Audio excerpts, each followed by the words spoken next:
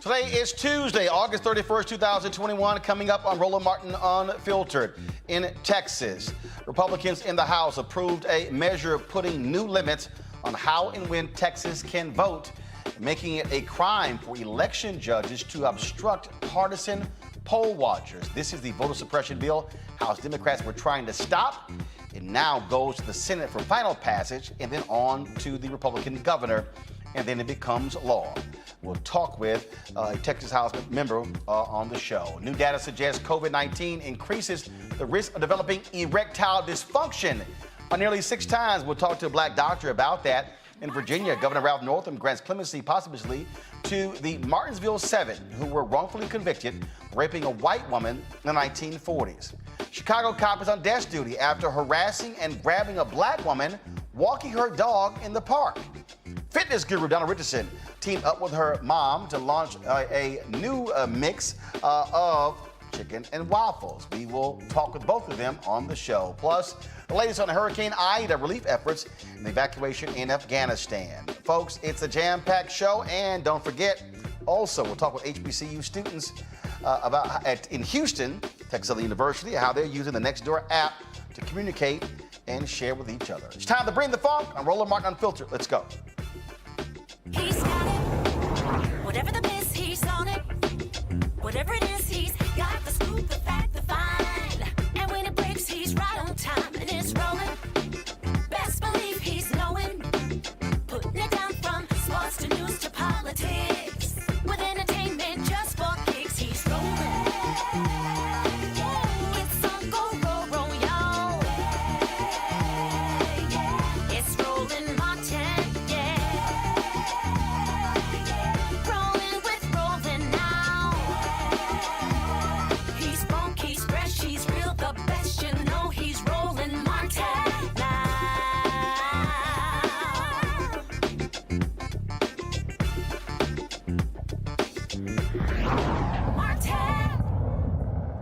In Texas, House Republicans have passed a controversial Senate bill, and they're moving one step closer to law. This particular bill, folks, is an onerous voter suppression law that simply is dangerous. It is all about Republicans backing Donald Trump and his big lie. Remember, it was Texas House Democrats who fled, keeping them from having a quorum. They came here to the nation's capital to encourage the Democrats in the United States Senate to pass the For the People Act and the John Lewis Act. But you had several Democrats who came back to Texas to move forward.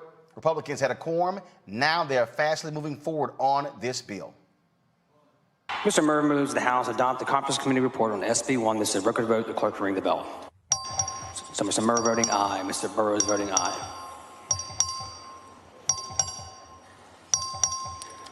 So Ms. Perez voting nay.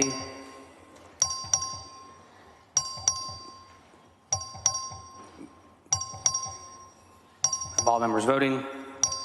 All members voting.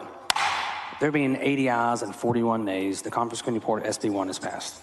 The bill now goes to the Texas Senate for final passage, then on to the desk of Republican Governor Greg Abbott. A rewrite of election laws in Texas this is actually happening, bottom line.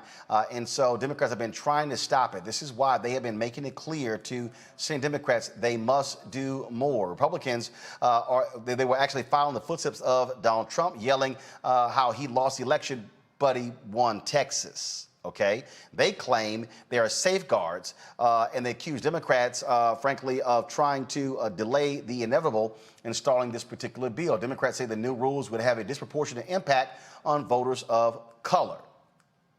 Folks, joining us right now is Texas House Representative Ron Reynolds, first Vice President of the Texas Legislative Black Caucus, and Secretary of the Texas Black Caucus, Representative Jarvis Johnson. Glad to have both of you here.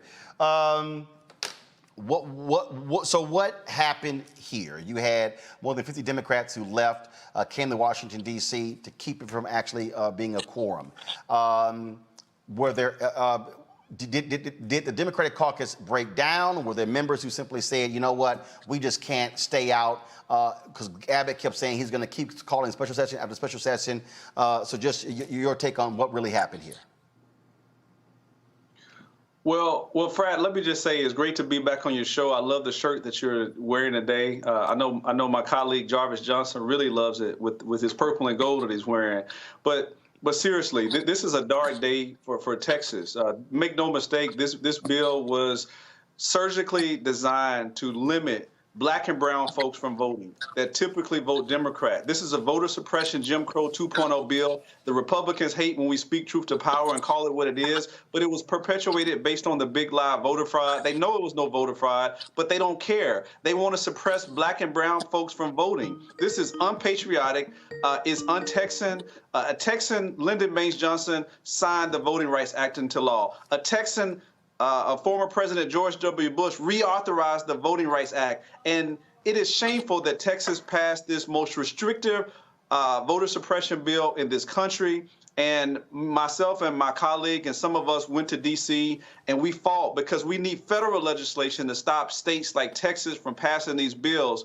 So unfortunately, we're still beholden to the U.S. Senate to pass H.R. 1 and H.R. 4, and until they do, we are potentially going to disenfranchise millions of black and brown folks in this state. And so I'm outraged, but I'm going to continue to press on and continue to fight.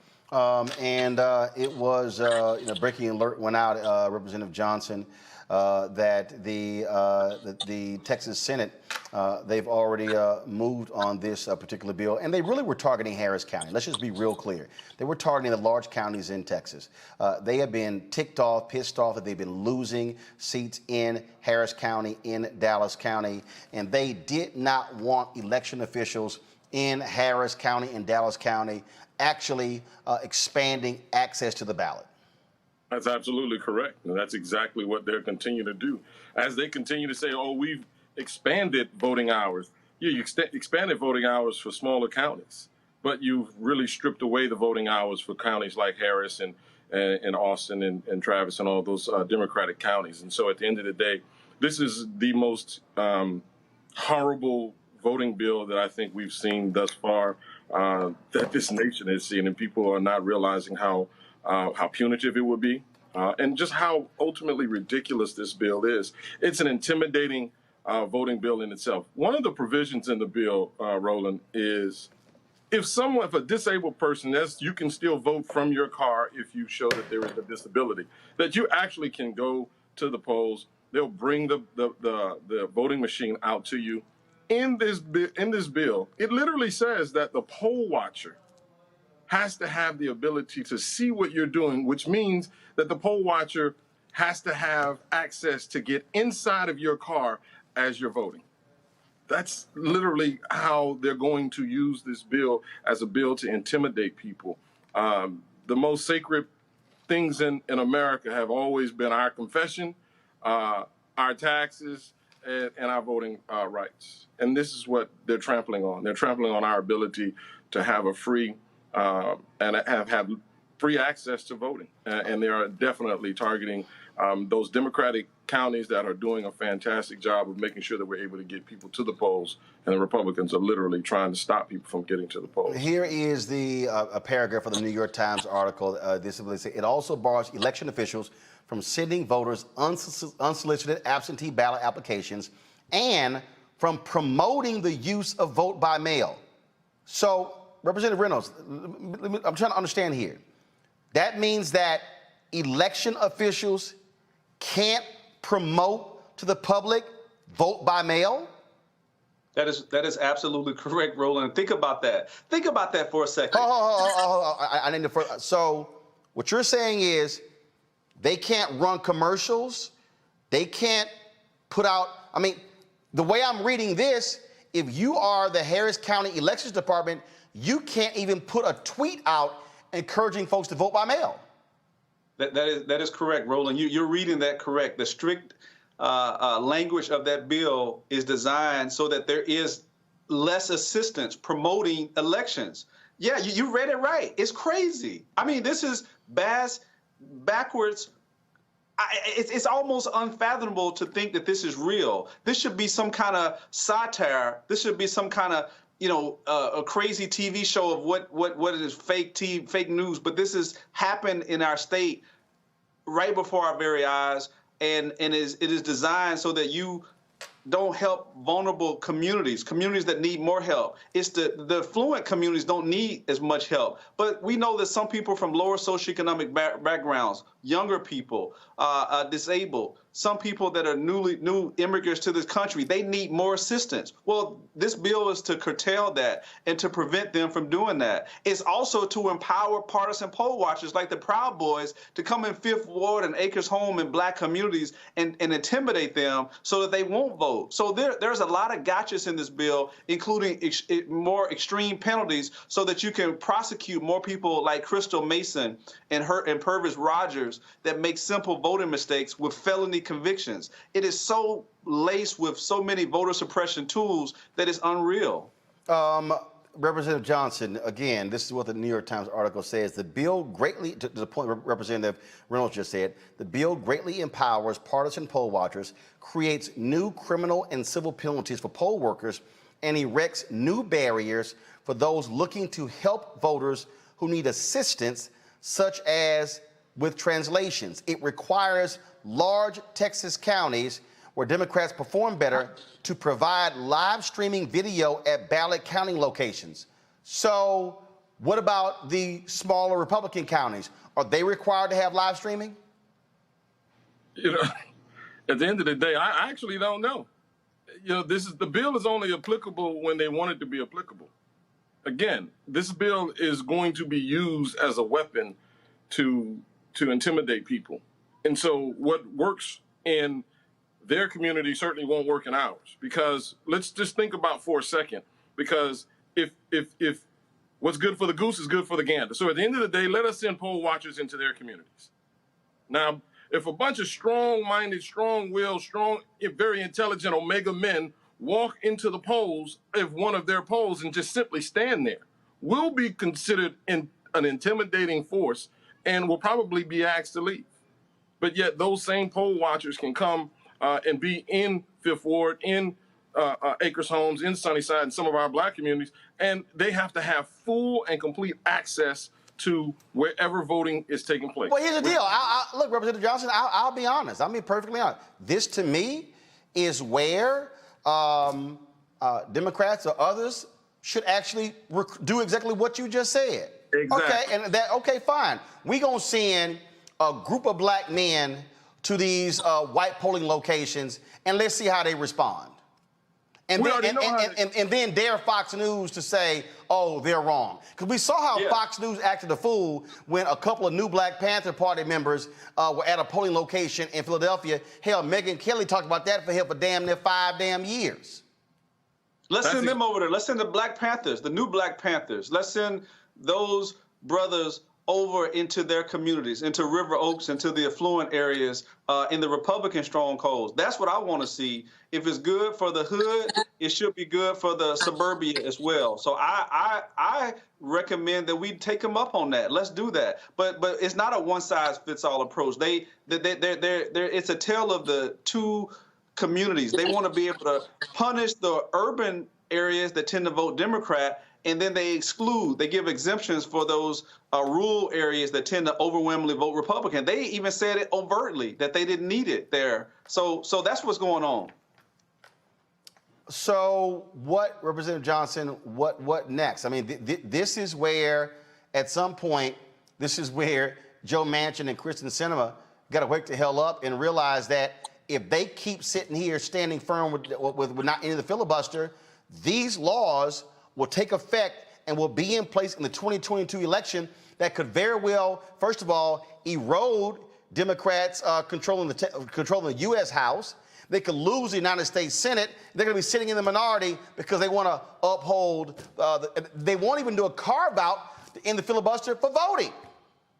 This is where President Biden has to step up. We understand what Manchin and Sinema have done all of this time, and I continue to say that they're making too many excuses as to why we're not able to use the stronghold and the bully pulpit of the Oval Office to send a clear message. And I think that clear message has to be sent to Sinema and Manchin. And I truly believe that it is time for Biden to make this of high priority.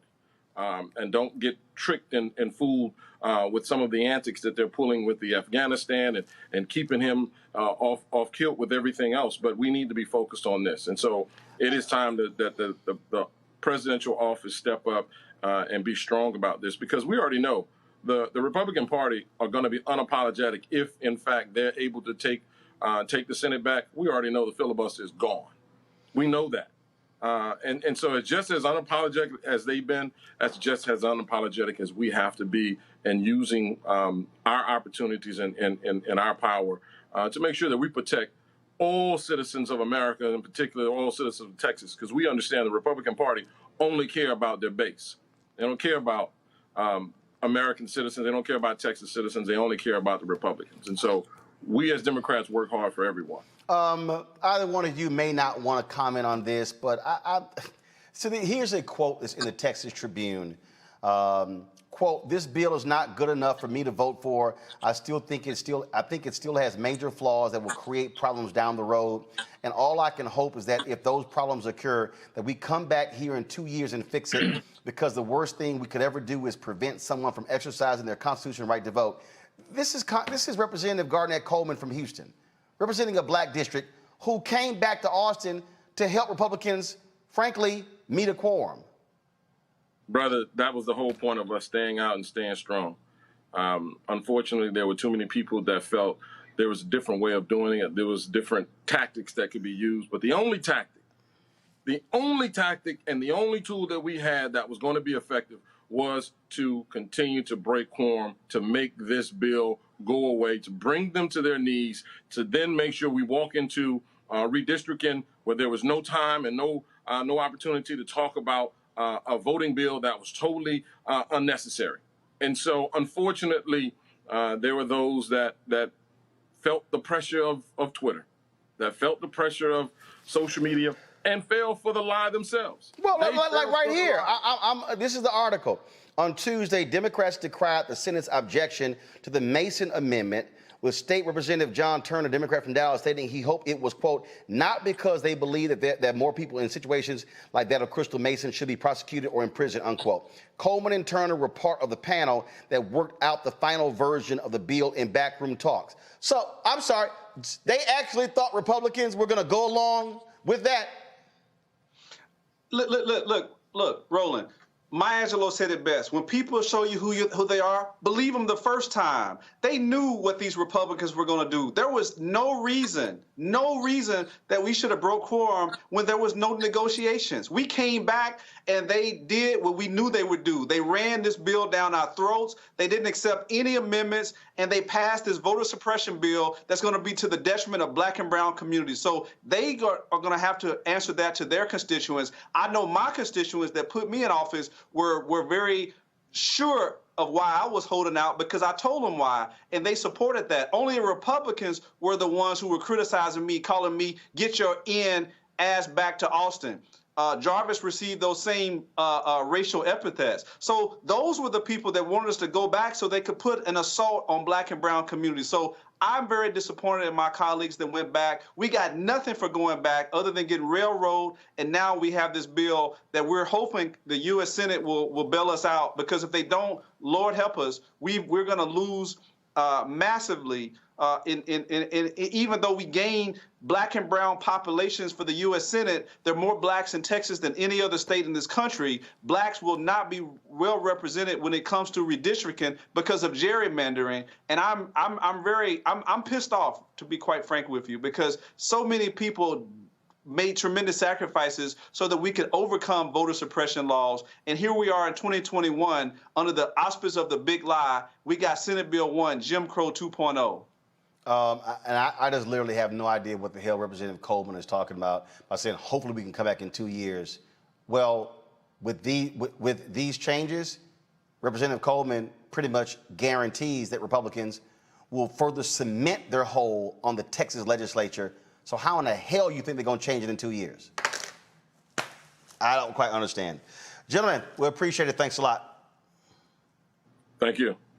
Thank you, Roland. Let's go to our panel. Dr. Cleo Monago, Chief Advisor of the Black Men's Exchange, Breonna Cartwright, political strategist, Mustafa Santiago Ali, former Senior Advisor for Environmental Justice at the EPA. Mustafa, this is the thing right here it's just more evidence to Senator Kristen Sinema and Senator Joe Manchin. What the hell do you think is going to happen? I mean, Republicans, this is the thing. When Republicans have power, they use it. When they have power, they flex it.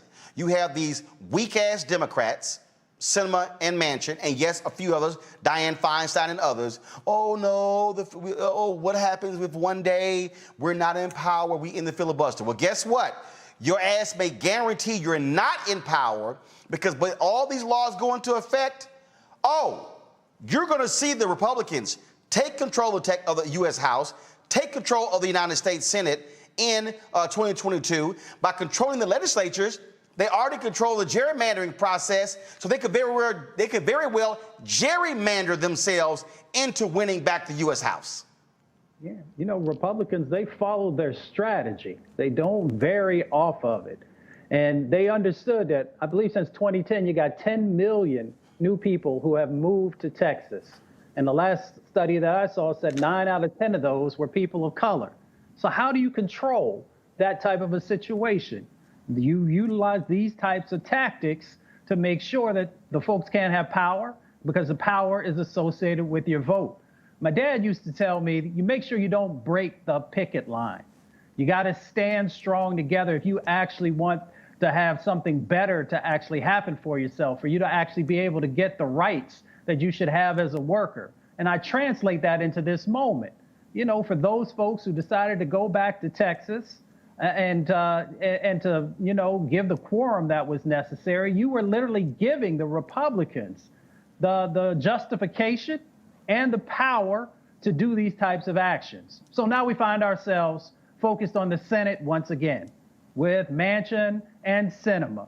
You know, now for Manchin, you know, he's the chair of a committee right now. So if he doesn't do the right thing, he's no longer going to be the chair of that committee because we know that the changes that are going to happen in the Senate. So folks got to do the right thing. They're going to have to stand up. But, you know, we've got these extremely egregious behaviors that are going on that are putting Black and brown lives in danger with some of these actions that are inside of this bill that Governor Abbott will sign. Breonna, the point Representative Johnson made, Biden, you got to step up. You got to get aggressive. I mean, this is going to guarantee losses. The look, I'm a registered voter in Texas. They were specifically targeting Harris County, Dallas County, Tarrant County, Bexar County, Travis County, 5 Democratic strongholds in Texas. Yes, you see the issue in Texas, even in some pockets of Florida, Georgia. It's an issue, and unfortunately, right now they've used the filibuster to prevent HR 1, right? And if we had that, it would made national vote by mail law of the land, right? You just spoke of how people are coming down with horrendous restrictions on vote by mail, which, you know, it's because they're afraid of Democrats using it. They, you know, our tactic as Democrats is to get out the vote, and literally theirs is to restrict the vote. And, you know, they're trying to prepare for these midterms. And, you know, with Mitch McConnell blocking HR 1 with the filibuster, we're back to square one. But it's time for us to figure something out because, you know, they're limiting access to vote by mail. They're shutting down polling places. In Georgia, they're criminalizing passing out water to voters, right? Our democracy is in peril, and, you know, they're really trying to go for the vote because that's the way that they hang on, because if everybody went out to vote, they know they would lose. And so that's the game they're playing, and, you know, we need to take away the filibuster. What they're doing here with this particular bill in Texas, Cleo, Again, eliminating drive-through voting, eliminating 24-hour voting, banning mail ballot drop boxes. That's the kind of games that they're playing because they need to shrink the electorate to win. That's what they need. And I've been saying this obviously impacts people of color, but it impacts white folks. And I'm like, all these white liberals, where you at? I've been seeing black folks protesting, Black Voters Matter, Until Freedom. You see the multiracial campaign, or the Poor People's Campaign, but it's a whole bunch of these white liberal organizations been sitting on their ass doing nothing. Roland, I must admit that I have not been following this to the microscopicness of you all. I've been doing, focus on other things, but I'm here and I'm going to do my best to contribute. But one thing that's consistent since I was last on the show when you talked about Republicans and complacent or passive Democrats who seem to allow, I can hear the reduction coming in my ears, so it's go ahead. But what keeps blowing my mind is the lack of analysis of the passiveness of people who are in the Democratic Party. I think it was Representative Reynolds who said that the Republican Party is unapologetic. And that implied that the Democratic Party is apologetic. But what's not being considered, and maybe I'm incorrect, but of course I agree with myself when I say that there's people who are inside of the Democratic Party who are not sure they don't support the monstrosity, the power, and the agenda of the Republican Party. Because people who are serious about winning, Roland, they step up and they hang in there and they fight until they win. There's a lot of people in the Democratic Party who are either unconsciously on the side of the white supremacist agenda of the Republican Party, or simply afraid and going through what I call the trauma trance, and they have a lot of paralysis where they just can't step up and be clear. And also there's people in the Democratic Party who are afraid to offend somebody. Now, you can figure out who that is they're afraid to offend, but they keep walking on eggshells and not stepping up with the unapologeticness and the clarity of the Democratic Party. So the question should be, what's up, Democrats? Why are you less forceful and more passive than Republicans? What is going on? And I think the answers to those questions, if they're actually asked, could be revealing and can inform a better strategy. Because this is not just intellectual, this is an emotional thing. When people see people practicing injustice, trying to stop people from being able to vote, that's obvious and that's wrong. But the counter to it is so passive. So the question is, why is it passive? You might want to ask, next time you have some brothers like these representatives on here, what is your perspective from the inside of the party of why your party is so not unapologetic? Why is your party so paralyzed and apologetic? What's going on? Easy, because here's the biggest difference between the Democratic Party and the Republican Party. Republican Party, you're either right or hard right. The Democratic Party, you've got centrists, moderates, conservative Dems, progressives, far left. You literally have 5 different Democrats, okay?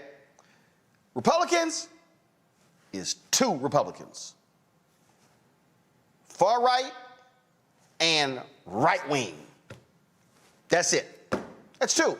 But guess what? So, to help Donald Trump get into office, all kinds of white people, including people like some people who are lesbian and gay, et cetera, who are like in polar opposites in terms of their values to a lot of people in the Republican Party, many of them joined the Republican Party, and despite their differences, that they had this because them being gay and lesbian ain't their values. See, well, I know this. Democrats like to play by the rules. Democrats, I'm telling you, Democrats are about, no, we're gonna do the right thing.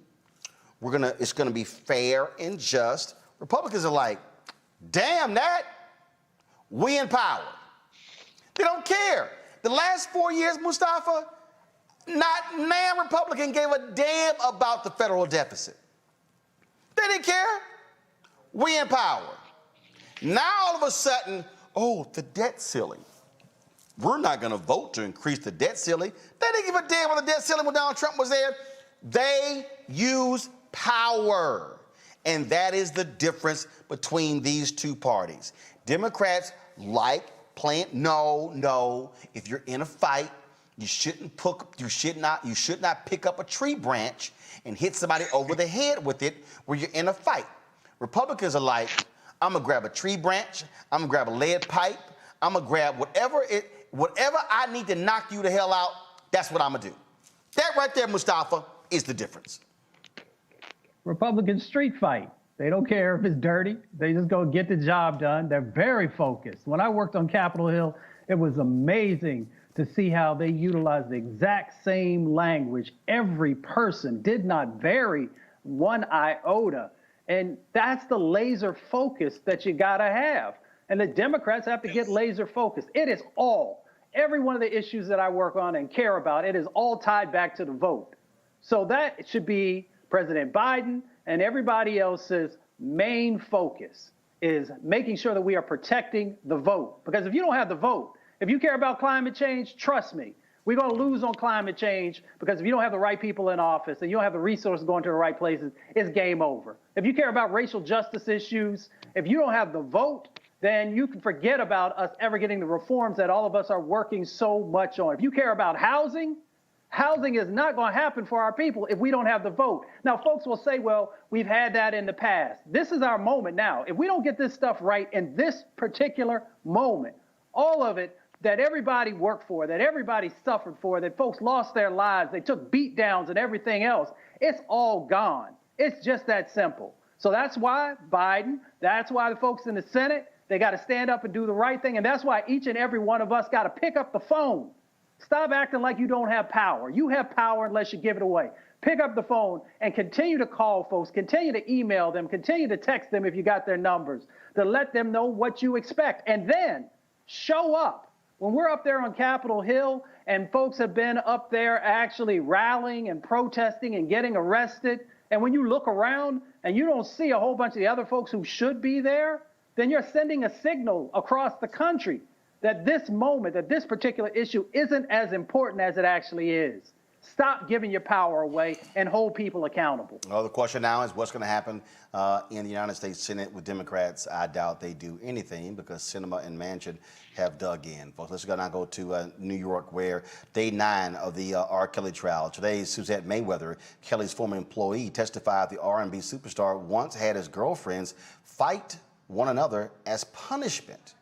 Yesterday, a man identified only as Lewis testified the singer lured him to his home and studio when he was 17 with promises of helping his music career, but instead, R. Kelly sexually abused him and forcing oral sex on him. Lewis is the first male to speak of alleged sexual abuse by Kelly publicly. Joining me now to discuss this trial is attorney Tammy Allison. Tammy, glad to have you on the show. So I've been getting these text messages from R. Kelly fans saying, pull the transcripts. No, you guys are wrong. These people are lying. R. Kelly is innocent.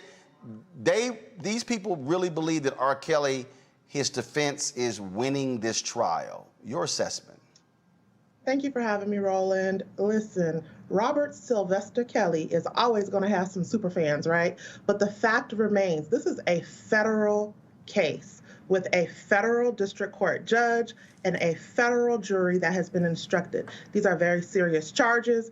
In the courtroom, the demeanor, and the line of questionings, and these charges are going to be serious and taken very seriously. So it's different with the state courts where there's a lot of shenanigans that takes place. Here, these charges, racketeering, the sexual trafficking, interstate, these are very serious charges. And what's really important is that I think some of these super fans, while they're screaming their support for Robert Sylvester Kelly, they're forgetting about the fact that these charges are not about rape or sexual assault individually on these alleged victims. These charges are about an enterprise where the statute of limitations does not prevent the prosecutors from bringing in evidence that dates back to like the 90s when we all heard about these rumors. And what's also happening here is you're having his former employees testify against him. In fact, it's very interesting. So Suzette Mayweather, yes, related to Floyd Mayweather. I remember running into her and a relative in an airport in Houston, and I didn't realize they had worked for R. Kelly, and they said we are not going to be protecting Robert. We get called by a court. We're going to tell the truth. And so the difference between this trial and the previous one, he has people who were on the inside. You had the guy who testified that he was the one who paid somebody off to doctor the driver's license of Aaliyah to show that she was 18. You have this guy, Lewis, also testifying that he also tried to bribe another witness to change their story. You're seeing the similarities in stories as well. And so that's, I think, also the big difference between these two trials. Absolutely. And bringing in those insiders that actually worked with him one-on-one, including Ms. Mayweather, who testified today. That is building up the prosecution's case for those racketeering charges. That shows that this was an enterprise. This is something that was ongoing. There was a pattern here that Mr. Kelly was participating in, and that criminal enterprise and having those insiders that actually worked with him so very closely testify this very damaging testimony that corroborates these alleged victims' testimony is only helping the prosecution. And I'm very interested to see what his defense attorneys are going to do to combat that testimony. Obviously, they will get their shot right down there on the cross-examination, but they get to put their defense on. And so, based upon what you've seen and heard, do you believe that R. Kelly is certainly on his way to being convicted in this trial? You know, it depends. You know, again, this is federal district court. And, you know, I'm a former federal prosecutor, former senior attorney with the Department of Justice, having spent, you know, over a decade at the United States Department of Justice. So in federal district court, the jury instructions are very clear. So how the case is presented by the prosecution and the defense is going to determine how the jury is going to decide whether they're going to convict him or not. So it all is going to depend on how the defense attorneys do their cross-examination to combat these witness testimonies, to combat the validity and take away the credibility of each one of these witnesses' testimony from the prosecution. Because no matter what, in a criminal matter, the standard of proof is beyond a reasonable doubt. So if there's any type of doubt that the defense attorneys can present, the jury could find him not guilty. All right. We're certainly going to be following this trial to see what happens next. We appreciate it. Thanks a lot. All right, folks, going to a break. When we come back, the final U.S. troops have pulled out of Afghanistan. People still are criticizing President Joe Biden, saying he did not do well. What does Malcolm Nance say, national security expert? We'll talk with him next on Roland Martin Unfiltered.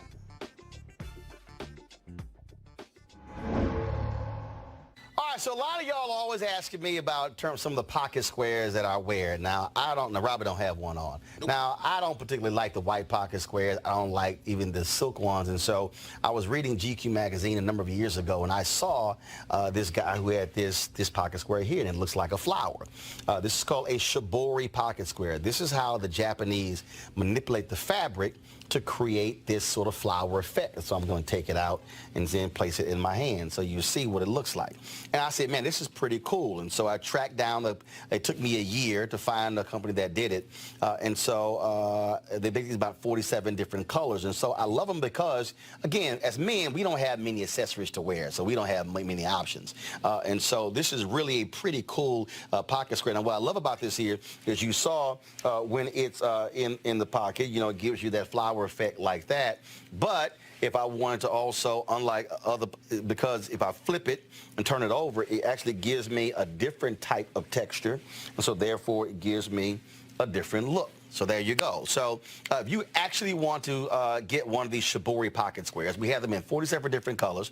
All you got to do is go to RolandSMartin.com/pocket squares. So it's RolandSMartin.com/pocket squares. All you got to do is go to my website, and you can actually get this. Now, for those of you who are members of our Bring the Funk fan club, there's a discount for you to get our pocket squares. That's why you also got to be a part of our Bring the Funk fan club.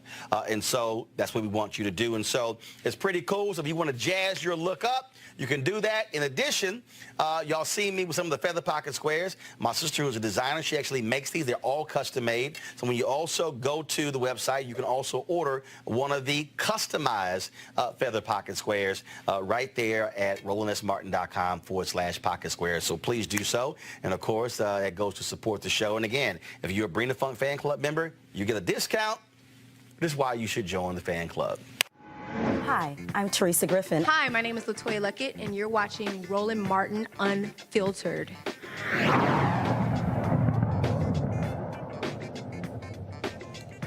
Folks, Afghanistan is now waking up to a new reality. The U.S. military has withdrawn all of its troops, ending America's longest war. Nearly 2,500 Americans died during that particular war, spanning 4 presidencies. Also, today, President Joe Biden spoke with regards to the pullout. You've had people who are still questioning that, saying that why did of course, the United States pull out, that he could have rescinded the decision or altered the decision of Donald Trump. But President Biden made it perfectly clear that was not the case. And he also made it clear that this was the right decision for America to get out of this war, for him to actually end this particular war. And so you still have those particular critics. Here's some of what he had to say today. And is now over. I'm the 4th president who has faced the issue of whether and when to end this war. When I was running for president, I made a increasing the risk to U.S. personnel and our allies.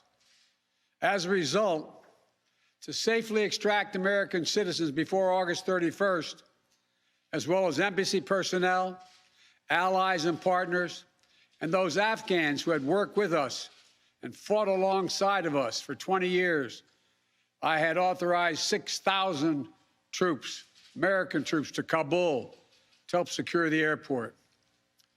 As General McKenzie said, this is the way the mission was designed.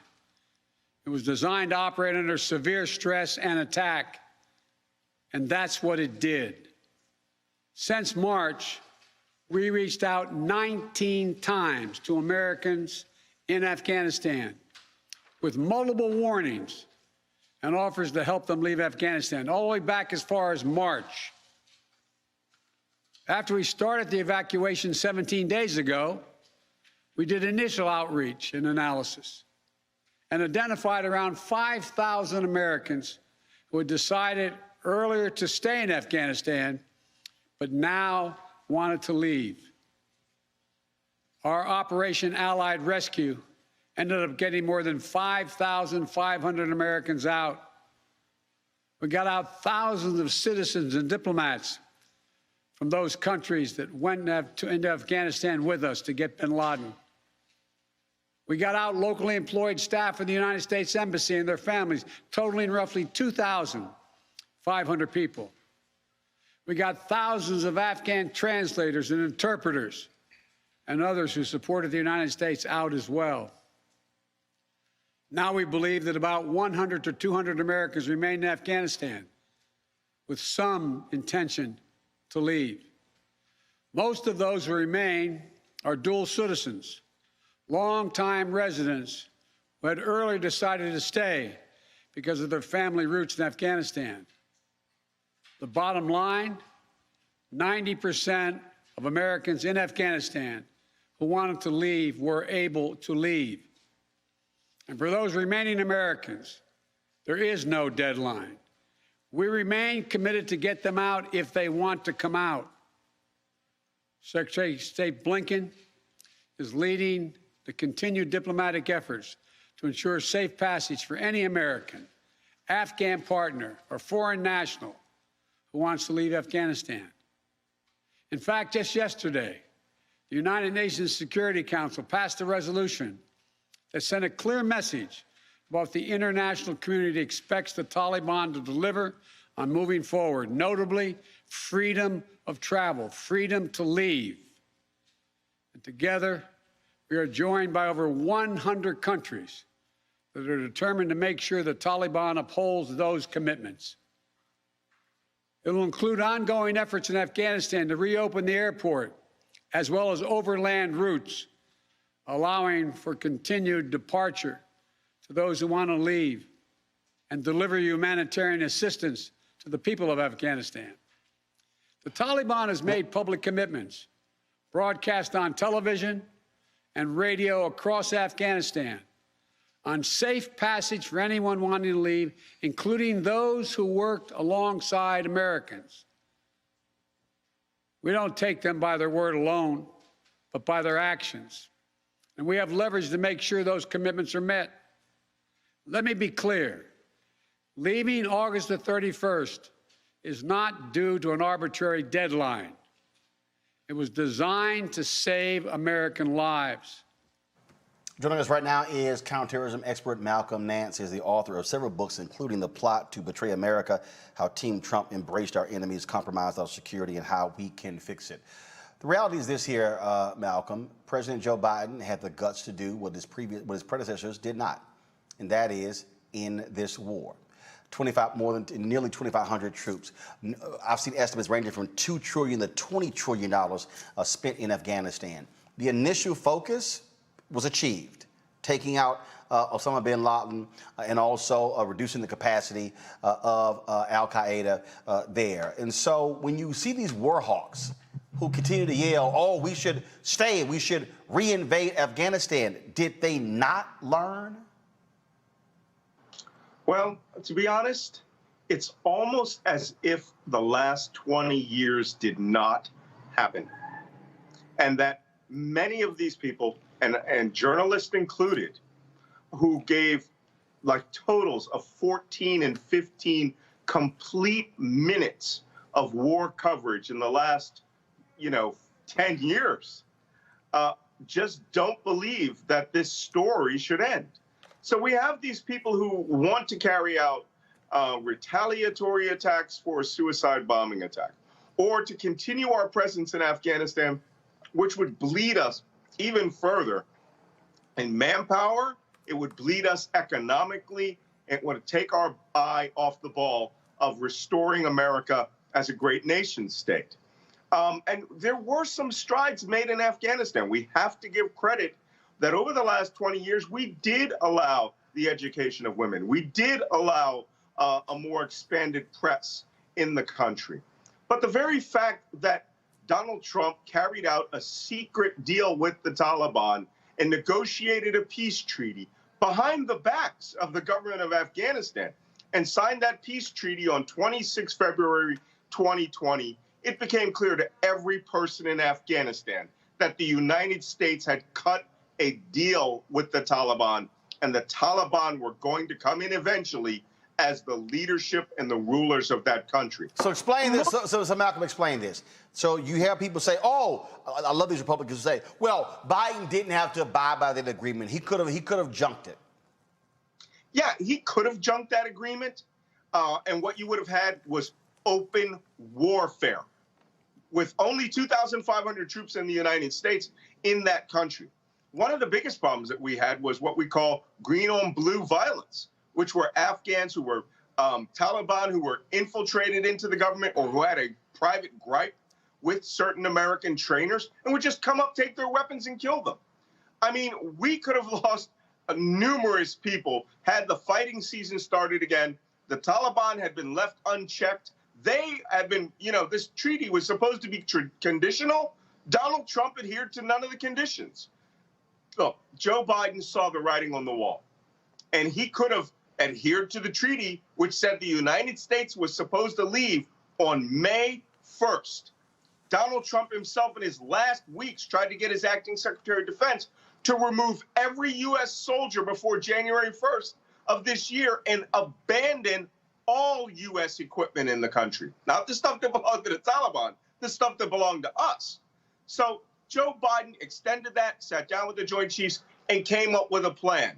What he didn't have a plan for was the fact that for over a year, all of the tribal chiefs, the provincial governors, members of the Afghan government had already seen the writing on the wall and were cutting secret deals with the Taliban and essentially handed the keys to them when one guy on a scooter showed up. And wasn't this, look, the way I see this is very simple. Biden goes, I'm going to take the hit. Yep, Biden could have easily done what Obama did. He could have easily done what Bush did. That is, oh, no, just keep it going, keep it going, keep it going. Where he said, no, I'm going to take the hit, and I think the American people are going to side with me. So while you got Fox News and OAN and Newsmax and all these people, and yeah, certain people on CNN and MSNBC saying that this was loud, this was awful. I mean, I remember seeing one person saying, there's no way we can get 50,000 people airlifted out of the country before the August 31st deadline. We did. Yeah, we did. We did that when it was at around 35,000. And I think it was Eric Bollard who said, what happens if we're a success? And he picked the arbitrary number of 100,000. And we eclipsed that. We blew past 100,000 very, very quickly. The one thing that the United States is competent in is executing a plan. The problem is that the news media, who, by the way, many of them were very beholden to their, 1 or 2 time experiences in Afghanistan, living the Whiskey Tango Foxtrot life. And if you haven't seen that movie, I'm going to prescribe this to all your followers. If you want to see why they went after Joe Biden, watch the Tina Fey movie, Whiskey Tango Foxtrot, which is about the wild life of journalists living in Afghanistan. It's sort of like an adult amusement park with liquor, right? Where they live in these luxurious villas. They all have private security guards, drive around in armored vehicles to get that perfect shot or to get that interview, and people die all around them. Many of these journalists are regretting now that they don't have that. That life is going away. The people that they met, the experiences that they have. Unfortunately, they do not believe that the Afghan people technically chose this. And I have some news for many of your listeners. Afghanistan has 38 million people. Only 5 million are in Kabul, which means the other 33 million who are relatively rural or living in the smaller cities, they cut these deals with the Taliban, and they turned over the keys to the country, and now they have the peace that they want. And before I go to questions from my panel, this is what I keep saying, and it's hard for some of these people to understand. It's their country. It's their country. And I absolutely understand the concern about women, about girls, about freedom. The Taliban has already made it clear that they're going to lead by a rigid Islamic rule. But let's be real clear. That's Saudi Arabia. Right. Look at how the dictator in Turkey, how he's leading. Myanmar. I mean, we can go Philippines. We can go a whole lot of places in the world where America is aligned with folks who do not believe in democracy, do not believe in human rights. Hell, China. I mean, we can go on and on and on. And so this idea that we are going to tell somebody what the hell to do in their country, but then we the same folks, hell, who don't even want Americans telling each other what to do in this country. Come on, right. That's a farce. Yeah, and Afghanistan is a patriarchal, misogynistic, tribal society, okay? And 90% of that population lives rurally. Very funny, the right wing criticized me for saying that many of them are goat herders. Most of them are goat herders. I mean, this is a rural society that is agrarian. They live on basic subsistence. But you know what their key subsistence is? Islam, as they want to practice it. Islam, as they see it. They are conservative. They are fundamentalist, right? But what they want is they want their cultural norms to be adhered to without a 2,000-pound laser-guided bomb dropping on their head accidentally wiping out their village or destroying a wedding party with an AC-130 gunship. It's regrettable. But those deaths were principally because we decided that, we would work towards the goals we established, which were not particularly compatible with the average person in Afghanistan. So they spent this last year choosing who they wanted to rule. Questions from my panel. Mustafa Sadiq Ali, your question for Malcolm Nance. Malcolm's good to see you. Yeah, I was blessed that both my family and friends made it back home safely after fighting in Afghanistan. I'm curious, what are one or two of the lessons that you think we should take away from the engagement there? So, I'm an old spy, so I have some very specific things that just drove me absolutely crazy because I speak Arabic. And when I went there the first time in 2002, the reason that I got through to so many of the walis, right, the senior male leader of the village, tribe, or family, is because I could pray in Arabic. I could speak Islam. I could speak Arabic to them. I could read the Quran in Arabic. I could sing nasheeds in Arabic, which they view as the pure language of the Quran, or the pure language of the Prophet. So it opened immense numbers of doors. The very fact that we have to evacuate tens of thousands of translators shows that for 20 years of war, our people didn't even learn their language. So we have a very soft bigotry of culture. We do not care about the cultures we go into. We want to bring our culture on top of it. We want to teach kids not just to eat chocolate bars, but to drink Rip It, concentrated caffeine drinks and things like that, and create this expectation that they will become a mini United States. Many of the neoconservatives and the politicians who invaded Afghanistan and Iraq, especially Iraq, thought they were going to recreate Germany or South Korea there. It takes 5 minutes on the ground to realize you're never getting there.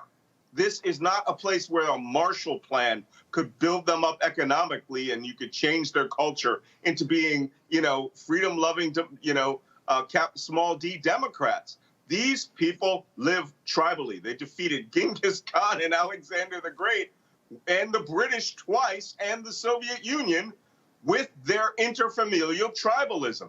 So instead of bringing that and investigating the human factors to determine why we were considered bad, laser-guided bombs, and why the Taliban were considered acceptable, Muslims working towards a cause they could understand, well, then we essentially just fought that war 20 times over. And the worst part is no one read a book about Vietnam, which was the exact same thing. Brianna, your question for Malcolm Nance. Yes, thank you so much for having this conversation. It's very vital with our world expanding. And you've touched on great points. I don't remember Donald Trump flying one Kurd to safety. He let Turkey slaughter them, and they were our allies. They served with our troops, and there was no outrage from that. But Biden has safely evacuated more than 100,000 Afghans at this point. And I'm saying, let's take score. As it stated, Trump had a year to get the civilians and allies and diplomats out of there, but not one peep. He did it, for the Nobel Peace Prize, wasn't serious, and now Biden comes in and takes control of it. And, while we work to end our presence safely, we can't abandon the women and children of Afghanistan. But frankly, I know we can't keep asking our service members to go in alone anymore. And so it's time for the world to generally invest in the United Nations to develop a robust and consensus-building institution, one that's truly capable of handling severe humanitarian challenges like Afghanistan and Haiti as well, of what's going on over there. And so as we keep a close eye on how these crises unfold, what are some policies or suggestions that you think could come from the White House and really playing a role stronger into the United Nations when focusing on this? You know, I'm glad you said that. I've worked with the United Nations in some pretty obscure parts of the world. Sometimes they knew I was working with them. Sometimes they didn't know that I was working with them. But I always understood their goal, right? Many people like to disparage the United Nations and think, oh, there are a bunch of consensus building people. We're going to have 500 meetings. There's some organizations that are insanely successful. World Food Program. The World Food Program is like the Special Operations Command. And instead of dropping bombs at their terminal target, they pallet drop food or they bring in bags of food. The World Food Program is insanely successful organization. No one starves when they're around. And they have these incredible digitized databases where everybody gets a little tag on their arm, and they know precisely down to the calorie how much each of you have gotten in food, and they can get that food out there. We should be supporting the WFP, UNICEF, the United Nations Children Education Fund. You know, they're talking about transitioning funds. We just had $6 billion sitting in a kitty right now that was supposed to go to the government, it was supposed to go to the government of Afghanistan. It's not going to go there. That was supposed to help the government, integrate itself better and computers. Those people stole the money, right? Because they're government bureaucrats. There's not a country in the Middle East, Sub-Saharan Africa, Southwest Asia, or Asia proper itself where the bureaucrats don't steal money and are corrupt. It's a fact of life. Take that $6 billion, drop $3 billion into UNICEF, drop the other $3 billion into the World Food Program, or UNHCR, United Nations High Commission for Refugees. The Taliban are children of the Afghan refugees who went to Pakistan when the Soviet Mujahideen war that we were funding was being fought. And so in those camps, they became the Talib, right? The students who were studying fundamentalist Islam. And therefore, when they came together as a combat arm, they were the Taliban, those who are students or those who are educated, in Islam.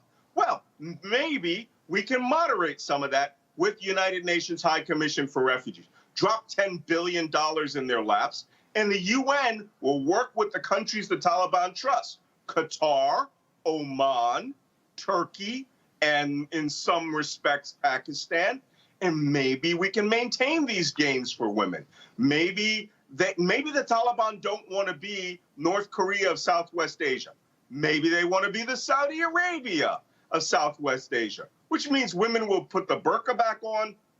They will be what we call Mia bil Mia, which is 100%. That's all black, all gloves, all socks. That's what the Saudis are. And they're considered relatively liberal compared to the Taliban. The Saudis themselves will want to have a moderating effect on them and to create this Islamic Emirate of Afghanistan.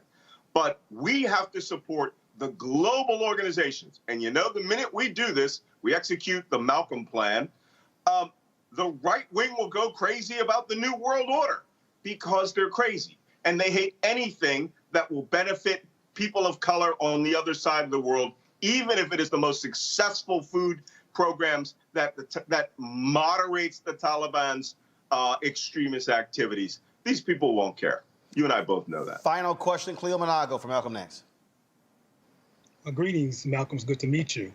Hey, before September 2001 at 8:46 a.m., most of us had not heard of the Taliban. They weren't a household word to us.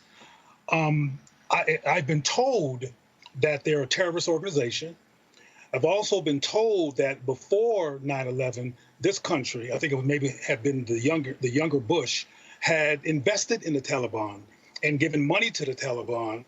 And I'm trying to find out from you, my question is this true? Is it true that the United States had collaborative financial, in particular, relationships with the Taliban before 9/11 and did not consider them terrorists then, but they became terrorists in name after 9/11? Yeah, this is where you have to block out history by decades. Because what I'm going to do is I'm going to clarify some of the timeline. From 1980 to 1989, the men that the United States funded from the northern tribes in Afghanistan, and the northern tribes in Afghanistan, and then assisted the government of Saudi Arabia to fund Arabs to come from across the Middle East, the fundamentalist diaspora, and to get fundamentalist Arabs out of their country so that they wouldn't carry out their own jihad. The Saudis chose a representative who is the son of one of the 52 children of the richest man in Saudi Arabia. And that person was named Osama bin Laden. The United States and the CIA were funding another branch of that, the Northern Alliance forces, and the men from the Pashanjir Valley, Ahmed Shah Massoud. Doesn't matter. Another group that we were supporting because of our resources going to the Saudis was a guy by the name of Ahmed Azam. This was the fundamentalist. Azam was a Palestinian who had studied in Saudi Arabia, close friends with bin Laden. But Azam was really about the entire getting rid of the Soviet Union out of Afghanistan. Those people were all collectively called the Mujahideen, right? The Holy Warriors. When the war ended in 1989, and everybody started to dissipate, the Afghan tribes went back to their areas and created warlords, right? Osama bin Laden and Abdullah Azam got into a fight in Peshawar, Pakistan, 1989, because Azam said, war's over, everybody go home. Osama bin Laden had in his mind a philosophy that he needed to incite a clash of civilizations between the West and the Arab states in order to defeat them, and then they could take over all the Arab states and create a caliphate. This started in 1989. They killed Abdullah Azam with a car bomb in Peshawar, Pakistan, and then all those Arabs that were under Azam fell under Osama bin Laden and his organization, Al-Qaeda al-Jihad, headquarters of the Holy War. They went to Sudan because the warlords in Afghanistan started fighting. Now, notice I said they went to Sudan. The Taliban were these children living in Pakistan and eastern Afghanistan who were they were Afghans from the Pashtun tribes in the Northwest Frontier Province in eastern Afghanistan. They didn't go with bin Laden. So this is where the Taliban came from. They are the refugee children and fighters from the Holy Warriors. Osama bin Laden branched out specifically to be a terrorist group in order to incite a clash of civilizations between Islam and the West. When the Taliban defeated all the warlords in the 1980s, 1980 all the way up to 2001, right? Or I think it was like, no, not 1980, 1990, 91, 92, all the way up to 2001, they were just creating their own country, the Islamic Emirate of Afghanistan. But because they revered bin Laden, he was a fighter, he had money, he's a Saudi, they let him come and stay in their country, run their armed forces, and they didn't understand that this man intended to attack the United States mainland directly in order to get the United States to invade Afghanistan. And his incitement was called the September 11th attacks, the holy month attacks. That was 9/11. Bin Laden wanted us to invade Afghanistan so that he could do to us what he did to the Soviet Union, which was break us politically and economically. And arguably, he's done that. Malcolm Nance, have not seen you a lot on MSNBC. That's why I called you. I said I need to get your perspective. There are very few black people out here breaking this whole stuff down from a counterterrorism perspective. We certainly appreciate you joining us, folks. One of Malcolm's books, you see it right there, and that is The Plot to Betray America. Folks, be sure to get that. Malcolm, thanks a lot. Just remember, Roland, black spies matter. Absolutely. I agree. Folks, going to a break. When we come back on Roland Martin Unfiltered. COVID-19, erectile dysfunction, Y'all gonna keep playing with it now? And I ain't talking about your penis. I'm talking about COVID. You're watching Roland Martin Unfiltered. Back in a moment.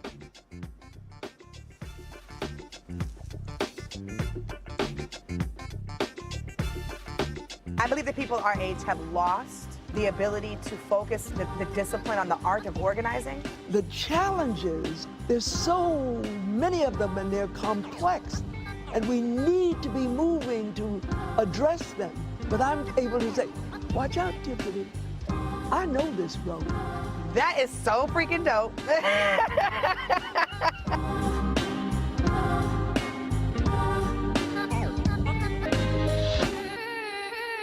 Floyd's death hopefully put another nail in the coffin of racism. You talk about awakening America. It led to a historic summer of protest. I hope our younger generation don't ever forget that nonviolence is soul force. Priceless.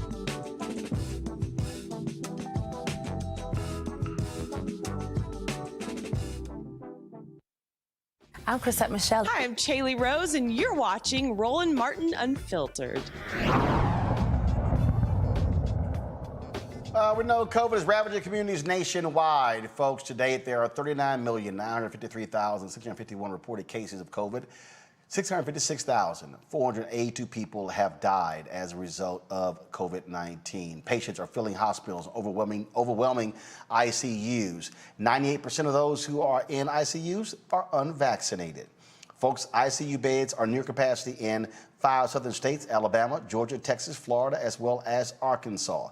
With 10% of available ICU space and staff shortages, a dangerous time for those needing any medical treatment unrelated to the virus is here. Now, according to the CDC, those who are unvaccinated, as I said, require hospitalization at 16 times the rate of the vaccinated.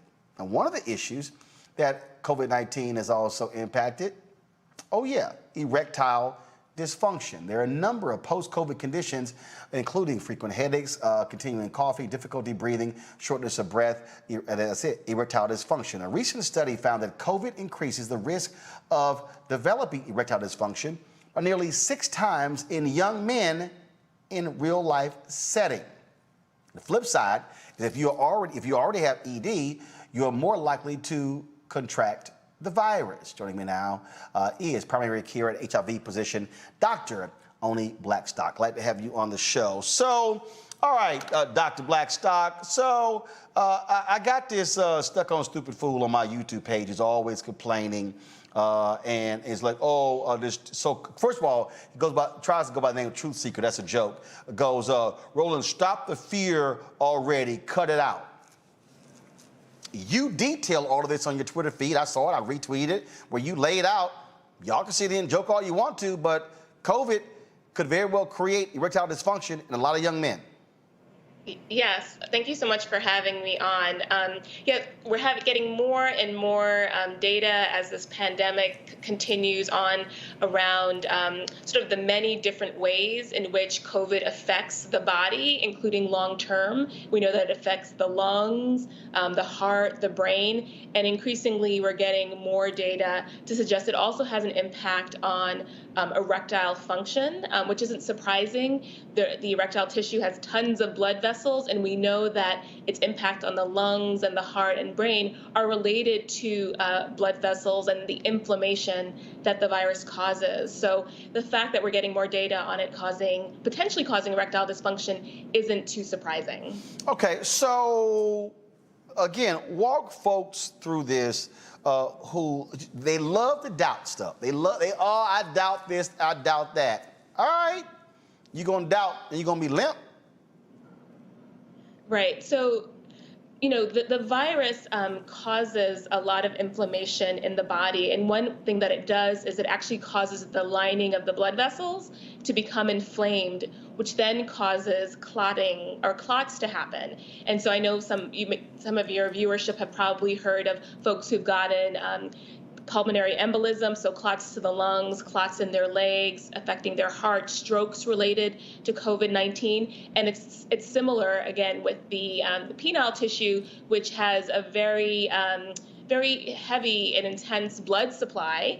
It's very vascularized, we say, that it's not surprising that the inflammation that this virus causes would also affect that area of the body. And so we hope that as we get more information about how this virus affects the body, including long term, that we'll get more and more folks who have not been on board, for instance, with vaccinations, that this will increase the likelihood that they'll want to get vaccinated, because many times it's about not what's the matter with someone, but what matters to them. And so we know that for many men, they care about their erectile function. And so hopefully some of this information can get folks more interested in getting the vaccine if they haven't been vaccinated already. But Doc, you have all these folks who are like, oh, follow the research. Again, you laid it all out. This is not like some far off, study that was done with a very small sample size. So explain the science behind what you're talking about for the stuck-on stupid folks who love to question everything, but they'll run around and they'll sit here, inject themselves with steroids, or they'll take an Advil in a heartbeat. Right. So there were two studies in particular. There's one that was conducted by professors at the University of Miami. That was a small study. They looked at about 2 individuals who actually had recovered from COVID-19 infection and had ended up with severe erectile dysfunction after their COVID infections. These men were 7 to 9 months out from having their COVID infection, and they were actually coming in to get penile implants because their erectile dysfunction was so severe. And as part of their surgeries, there were biopsies that were done. And in the biopsies, this is 7 to 9 months out after infection, in the biopsies that were done as part of their penile implant surgeries, the pathologists and doctors found that they had viral particles, so parts of the virus that were present in their penile tissue, so suggesting that the virus can persist in ways, and so in the inflammation and the clotting issues that it can cause can also continue on. There was a larger study that was done in Italy, surveying about 100 men, younger men, 25 of whom had COVID, 75 who didn't, and they were basically matched across many different characteristics, including age and weight and other chronic medical conditions. And they found that those who had COVID-19 were several times more likely to have erectile dysfunction compared to those who did not have COVID-19. And so I'm sure we're going to get more and more information, more studies being done to give us a clearer picture on this potential link and association between the infection and erectile dysfunction. And as you said as well, this study as well, the Italian study, found that among those with erectile dysfunction, they seem to actually potentially possibly be at increased risk for COVID-19 or worse outcomes from COVID-19. So there's definitely a connection there. All right, so you've got somebody who's watching and they're saying, okay, taking the vaccine is not going to help me at all, because what if I take the vaccine, I still get COVID, will I still get erectile dysfunction?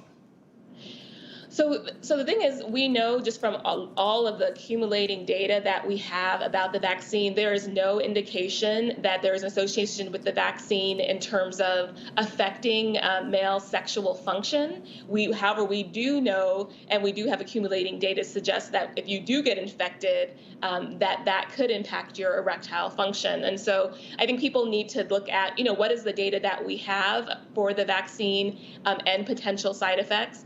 And we know that people, and as you mentioned, that people who are unvaccinated are at 16 times higher risk of being hospitalized and having a number of other complications such as long COVID, which obviously is impacting younger people as well, and people who don't have other health conditions. So all this data that we have, I think the abundance of data really supports folks getting the vaccine in terms of staying safe and avoiding many of these complications associated with COVID-19 infection.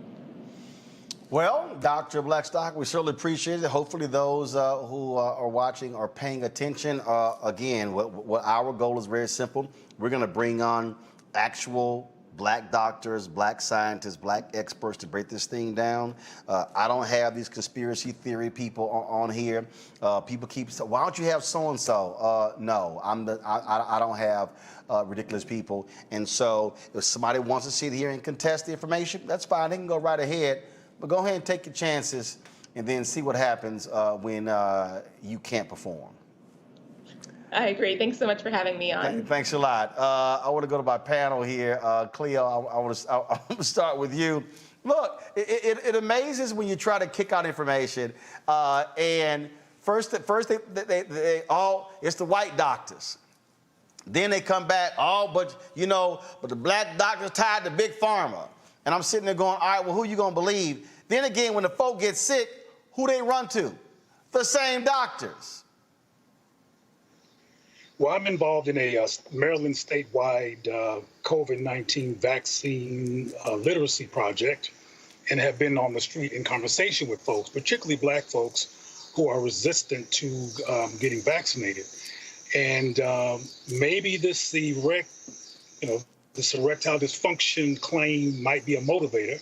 However, when I spoke to one young man about it today, he said, well, I'll take Viagra. So he already had a way to talk himself around the possibility of getting ED. Wait, hold on. Help me out. So he's unvaccinated. That's what he said. No, hold on. He says he's unvaccinated. He was. But he take Viagra. But he don't know what the hell's in that Viagra. No, he doesn't know what's in Viagra, but he does know that he gets a particular outcome that he wants. If he takes Viagra, and in case COVID-19 might interrupt that outcome, he has a cure for it without being vaccinated. But the point I want to close with is that if people are really going to be getting ED resulting from COVID, you might want to do a custom-made campaign that proves this in undeniable terms that people can see, because that is a very interesting take on why people should be concerned, because folks don't want their stuff flopping. So I have a follow-up question with you in regards to that. So when you were having the conversation with this individual and he said, okay, I'll take Viagra because it'll give me the result I want, despite not knowing what isn't Viagra other than it's FDA approved, which now Pfizer is FDA approved as well. The result of if they take the vaccination, which means that they won't be hospitalized, wouldn't that be the same effect of knowing the outcome, thus you would take something that's FDA approved to prevent what they want? Well, one of the problems I think that occurs when people try to communicate with people who are disoriented or who have apprehensions, that people keep using logic. And people who... Okay, go ahead, I'm sorry. You laughing at Roland. And you have to get beyond logic and understand people's narrative and address their narrative. He knows how to get an erection, regardless of any kind of stressors or challenges to that agenda. So he said that I ain't taking that shot, and if something does occur that interrupts my erection, I already know what to do about that, because I do it anyway. So you're talking about the FDA approval and all those logical things. First of all, you got to get past or engage people's distrust of the FDA and concerns about people making money, and capitalists making money off of a convenient, this is perspective that's out there, that's what I'm saying, don't look at me. People making money off a convenient virus to quote somebody. But isn't he buying the Viagra? Yeah, but see, another thing that's important, and I'm going to leave this alone, is that people respond to what they see and what's inside of popular culture. That's why I said that this ED issue becomes part of a popular culture narrative, people might attend to it. Popular culture, including rap music, talks about Viagra. I don't know if you heard some of these songs, but it talks about how I to get myself even more ready, I took some Viagra and people bouncing to the beat. Nobody's having no bouncy to the beat songs about vaccinations. And people are going by what they fear, what causes them anxiety, and when the smoke clears, what they see in popular culture and what their peers are concerned about. They're not breaking things down to the level that your sister just broke down in terms of the FDA. Because like I said, he knows how to get what he wants out of a particular product. He doesn't see the value of that compared to the vaccine, because he claimed that he knew some people who were vaccinated who died. Did nobody die from Viagra from his perspective? Mustafa, again, what people are realizing, these long haulers are experiencing this. They are realizing you play with COVID, even if you don't die, and more than 650,000 have died, you are playing games with long-term health effects that are not good at all. You're playing Russian roulette with your health, playing Russian roulette with your life. And we also got to call out the fact that we got a number of our folks who don't love themselves. You know, they've been taught not to. There have been all these different types of dynamics that have gone on that lead people to that space. So there's work that we have to do there. We also got to continue to educate folks. So we know that there are studies that have shown that COVID scars the lungs, that COVID impacts the heart.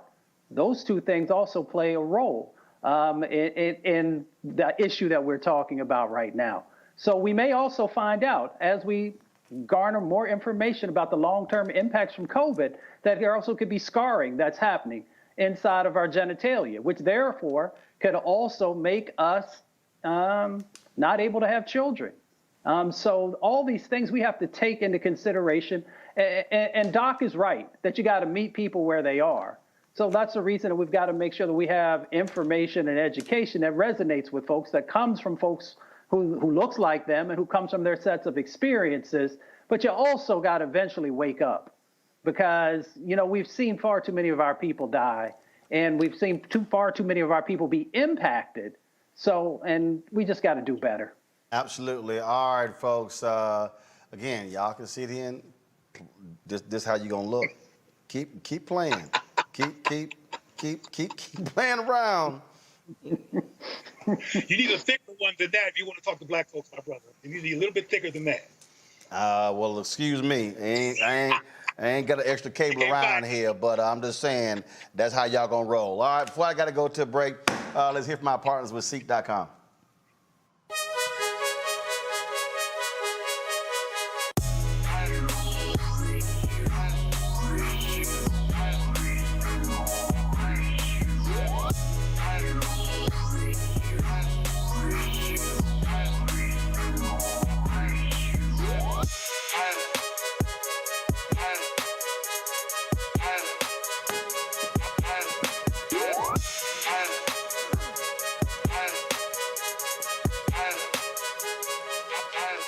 All right, fam, folks at CEEK.com, virtual reality, of course. You can check out the content at CEEK.com. The company is black-owned, founded by Mary Spio. They've got great content, but also some great products, so folks. If you want to check out their virtual reality headset, just pop the phone right into here, watch the content right there at CEEK.com, or you can look at 360-degree video with this headset. They're pretty cool, actually, when you look at that video. You can sort of look all the way around, All right, y'all. Then, of course, you also have their headsets here, 360-degree headsets, which are phenomenal sound, tremendous bass. You also, of course, Bluetooth. You can talk with these. Also use it for gaming as well. Use the promo code RMVIP21, RMVIP21 to purchase one or the other. You can also subscribe to CEEK.com for their content, music, sports, all kind of great live stuff. So just go to CEEK.com, CEEK.com, and check it out. All right, folks, got to go to a break. We come back. We're going to, we have our marketplace segment, where we'll be talking to Donna Richardson and her mama about their chicken and waffles, black-owned business, as we focusing on also our HBCU segment as well. HBCU Connect will be talking with some students from Texas Southern University, but how they use the Nextdoor app. Also be talking about the protest that took place on yesterday with regards to canceling student debt by a group of HBCU students. We'll also hear from the president of North Carolina Central University, and Eddie George talks about being the head football coach at Tennessee State. All of that in our HBCU segment. That's next. Roland Martin Unfiltered. Back in a moment. White supremacy ain't just about hurting black folk. Right. We got to deal with it. It's injustice. It's wrong. I do feel like in this generation, we've got to do more around being intentional in resolving conflict. You and I haven't always agreed. Yeah. But we agree on the big piece. Yeah. Now, conflict is not about destruction. Conflict's going to happen.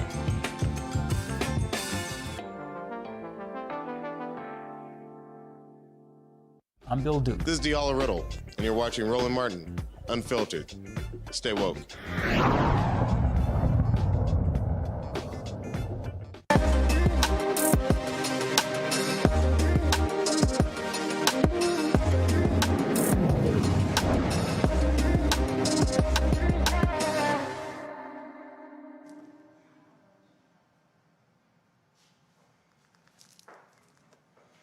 All right, folks, every Tuesday we focus on the marketplace on Black-owned businesses. Today we're going to talk about a food business. This was created by Donna Richardson and her mother. Chicken and waffles, this particular mix. First of all, Donna, y'all gonna send me this mix. Knowing full well I'm on an eating plan. She's like, oh, but you can go ahead and break it. I said, how you gonna be the fitness person? How you gonna be the fitness person trying to get me to break my food plan in order to try your product? Y'all, it is called Mama Laverne's Chicken and Waffles, and they join us right now. How y'all doing? We're doing good. How are you? All right, so, okay, where does things start? Why did y'all decide to say we're gonna take this product and put it on the shelves? Well, it started about like over 25 years ago. And when I was growing up, I remember going to my grandmother's house after church, having brunch with all family and friends, and it would be all this great soul food, homemade food. You know, you gather, you play a little bid whist, dance, watch the game, talk trash, but that was how I grew up. Eventually, my grandmother passed away, and we started gathering at my mom's house. And then by that time, she had put her foot in that chicken and waffles, and it became very popular. So she started traveling around coast to coast, cooking it for her friends, family, celebrities. That's how it started. Laverne, but okay, cooking is one thing, but then all of a sudden you go into business. Now all of a sudden you like, what? Hold up. You trying to get me to do what, Donna? Well, yes, because I have been going around to different ones, family and friends' home. They always, Mom, Laverne, can you cook me some chicken and waffles? And I would have loved. I cook them chicken and waffles for them. Okay, first of all, tell your friends don't be trying to call you while y'all on the show. Go ahead. And I was cooking this chicken and waffles for everybody, just out of love, and just wanted them to enjoy my cooking. And so then Donna, they kept saying, well, you should put it out there on the market. So we thought about it. And we thought about a restaurant. I said, no, at 81, no, I don't think I want to go in the restaurant business. And then we thought about the truck. I said, no. At 81, I don't think I want to go in the truck business, you know, the selling the food truck. And so Donna and I, we talked about it. Donna said, well, Mom, maybe we can make a little light on it, a little easier. And we thought about the flour mix. That's how it came about. And that's how it came about. Yeah, because, you know, during the pandemic, Roland, it shut my business completely down. I couldn't get out and speak and host events anymore. So right when we were starting the pandemic last year, we had loved ones who died from COVID. My mom got really sick for months, but she ended up having severe bronchitis. Brother had 2 strokes, lost his vision, has lupus. And then, Roland, I got injured. Right now, am still learning how to walk again. And through all those challenges, all those uncertainties and everything happening, it allowed us to just stay focused and take that recipe and turn it into a commercial formula so that we could mass produce it and sell it. So what you have is love and legacy mixed in a chicken seasoning mix and a pancake and waffle mix. So, Laverne, you said 81. And so talk to the person out there who says, I'm too old to start a business. I'm too old to be an entrepreneur. You're never too old to start something new. I just left my tax business that I was doing for 30 years. And so I said, now let me go and see what else I can do. I'm feel good. I'm in good health. And God has blessed me all these years. and I quote Sarita Jake. And like she said, you're never too old to start something new. And I'm starting something new with this pancake and waffle flour mix and chicken mix. And it's not, come on, Roland. I'm 58, she's 81, and this is not easy. It ain't for the faint. I can just remember this past year just going through a lot, the stress, the anxiety, pinching pennies, making mistakes, working long hours into the morning, crying myself to sleep, living in pain, because his knee injury has been very painful. But I will say, because of my faith in God and the fight that I have in me, that's what kept me going. And just us coming together and knowing that what God has for us is for us. My mom and I became much closer with our family and friends during this pandemic. And it just allowed us to step out on faith and just go for it.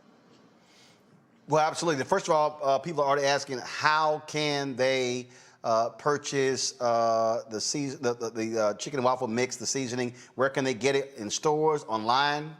Yes, they can get it on Amazon.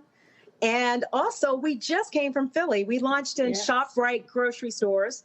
And I just want to give a shout out to Jeffrey Brown. He is the CEO of ShopRite, and he gave us our first opportunity to grace his shelves with our product. And, we've worked really hard, and no matter what you do, when you're starting a new business, you got to stay focused. You got to eliminate distractions. You got to commit, because most people don't realize that you cannot conquer what you're trying to do if you deviate, if you don't stay focused. You've got to stay committed so you can conquer whatever it is.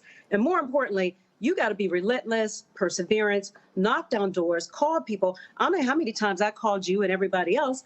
Bugging the hell out of me. Yes, I did. But guess what? That's why we're here right now. You've got to keep it going. It's like consistency will get you there. Being relentless and perseverance will keep you there. But I think being humble and grateful will increase what's there. And so we are very humble, very excited, but we got a lot of work to do. And my mother was cooking. She was meeting and greeting. We were doing press. I mean, it was a lot for someone who's 81 years young, but she hung in there like a true champion. I'm so proud of her. But yeah, it's good. And we are very happy to have this Black-owned business. And I'm going to address what you said earlier. It's not just for frying. So you can use the seasoning to fry your chicken, meat, seafood, vegetables, and everything. But we use it every day because we use it to bake or roast or even grill chicken, meat, seafood, vegetables, however you want. All right. Let's see. Real quick, I'm going to do a question from one of my panelists. Let's see. Mustafa, Brianna, and Cleo. Which one of y'all actually cook? Which one cooks? Oh, there. Yeah. First of all, Cleo and Mustafa didn't even bother to raise their damn hand. I think Mustafa's just waving. So Brianna, you get the question for Laverne and Donna. Woo! I love cooking. I love eating even more. So within this, I guess my question would be, what would make this easier in the process of doing it versus using your grandma's already recipe, making your waffle mix? What makes this easier and quicker for you to use? Because it's pre-packaged, it's pre-mixed. So if you were doing chicken and waffles normally, that could take like an hour. But because the seasoning is pre-mixed, you're just putting the chicken in the seasoning and frying it, baking it, or grilling it. And then with the flour mix, that's already mixed, so you're just adding the liquids to it. So you're getting homemade food, but it's only taken a fraction of the time to make. Great. And did we get pricing on it? Yes. If you're shopping in ShopRite grocery stores, it's $9.99. If you're on Amazon, it's $12.59 because they're shipping it out to you. All right. Yes. All right. Well, we certainly appreciate it. Thanks a lot. Good luck with it. Move that product. Yeah, go ahead, Laverne, show it. Show it. Of course, and I forgot mine at the crib, but trust me, we got it. We'll show it. And so I appreciate both of y'all folks. Mama Laverne's chicken and waffles, seasoning, and baking mixes. Much love to you. All right, thanks a bunch. Y'all take care. Okay. All right, folks, that's what we do here. Again, supporting Black-owned businesses right here on Roland Martin Unfiltered. See, I mean, I told y'all, this is a full-service show. Everybody else ain't gonna do that. And so we certainly appreciate that. All right, y'all. So Mustafa and Cleo, I'm gonna deal with y'all too. Cleo, you ain't even attempt to raise your hand. So what? You don't cook nothing, Cleo? Well, I don't eat chicken. All right. Well, hell, first of all, you ain't. I can't. Hell, do you eat a waffle? On occasion, I'll have a waffle. Well, damn, it's chicken and waffles. You ain't got to eat them together, Cleo. I've never cooked a waffle, and I would be afraid of what it might come out like if I made it. I'm not that kind of cook, but I can work a microwave though. Well, so we need to get you the mix because you can have a waffle maker that'll tell you what time to just open it, and then your waffle's done. So it could be really easy for you to start. I'll buy some burn stuff for my mama and my family. No. Look at Roland. I'm turning my back on your ass. You talking about I could work a microwave? Mustafa gone. You guys, you cook anything? Well, I'm a vegetarian, but I do like waffles. So I'm definitely getting some. I'm definitely gonna cop that.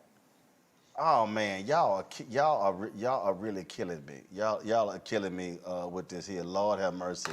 He just sat here and said I could work a microwave, and then all right. All right, y'all. Are we ready for our HBCU Connect segment? Let's go.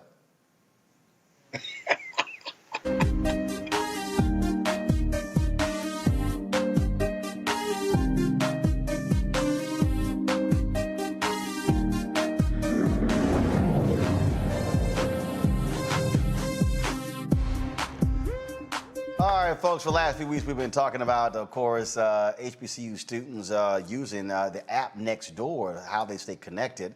Of course, Nextdoor's purpose is to deliver a kinder world where neighbors can rely on one another when they all feel welcome. This week, we're going to talk with some students from my home city, Texas Southern University, D'Angelo Coulter, Bianca Elam, and Dexter Maryland. How y'all doing?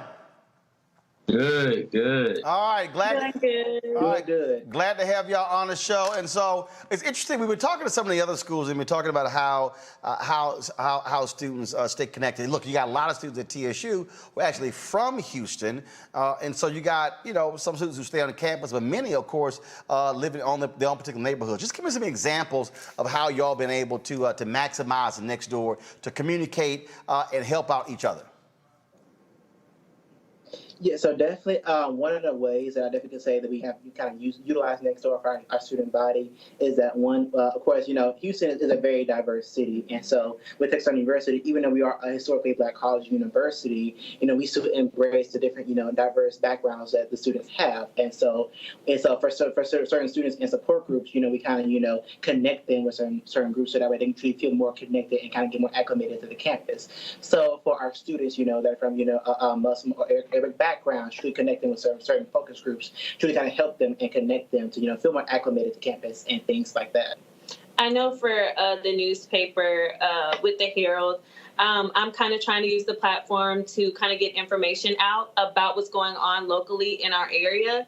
So I do plan on doing a piece on the Nextdoor app for one of our publications, just so students can be aware of what's around us, if they need any mental health groups, if they need anything, just for support. There's a lot going on in the world right now. So it would be beneficial for students to be utilizing this app just to kind of, like he said, kind of not also get acclimated, but just kind of know what's around you, because there's kids coming from, like he said, out of state who don't know about Houston. And, we want to make students feel as welcome as possible. Wow, it's pretty cool there. Obviously, you got a new school year.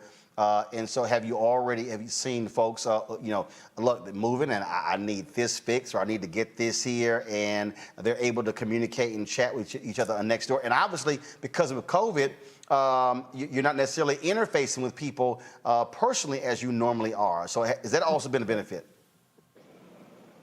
I think that's been a huge benefit using Nextdoor. I know for me, a lot of notifications to know what's going on, different finds in the community. I know one of the biggest things for me is the feature to get free things. A lot of us, we're struggling college students.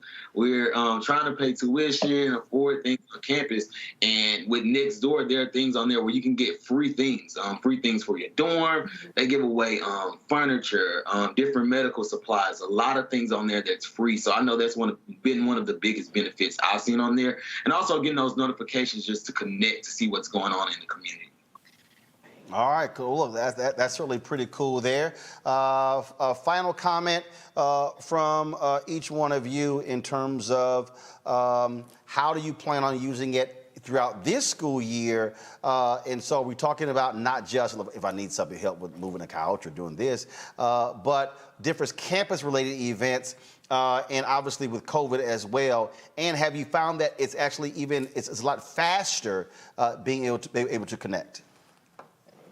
Yeah, so for me, I actually serve as the Student Government Association student body president on the campus of Texas Southern University. And so one of the ways that student government kind of utilizes Nextdoor is that whenever we're having, of course, our annual, weekly Senate meetings where, basically where students can come and kind of see what all SGA has been going on, doing for our students, even just with certain town halls that we have with administrators or with different community members, as well as just any kind of, even other events that SGA has going on. We kind of utilize that app to help market a lot of things, even initiatives that we're doing, such as, for example, we are doing care relief packages for, the college universities and residents in Louisiana. So just initiatives like that, using the Nextdoor app platform to kind of market and spread the word about those kind of things that student government is doing.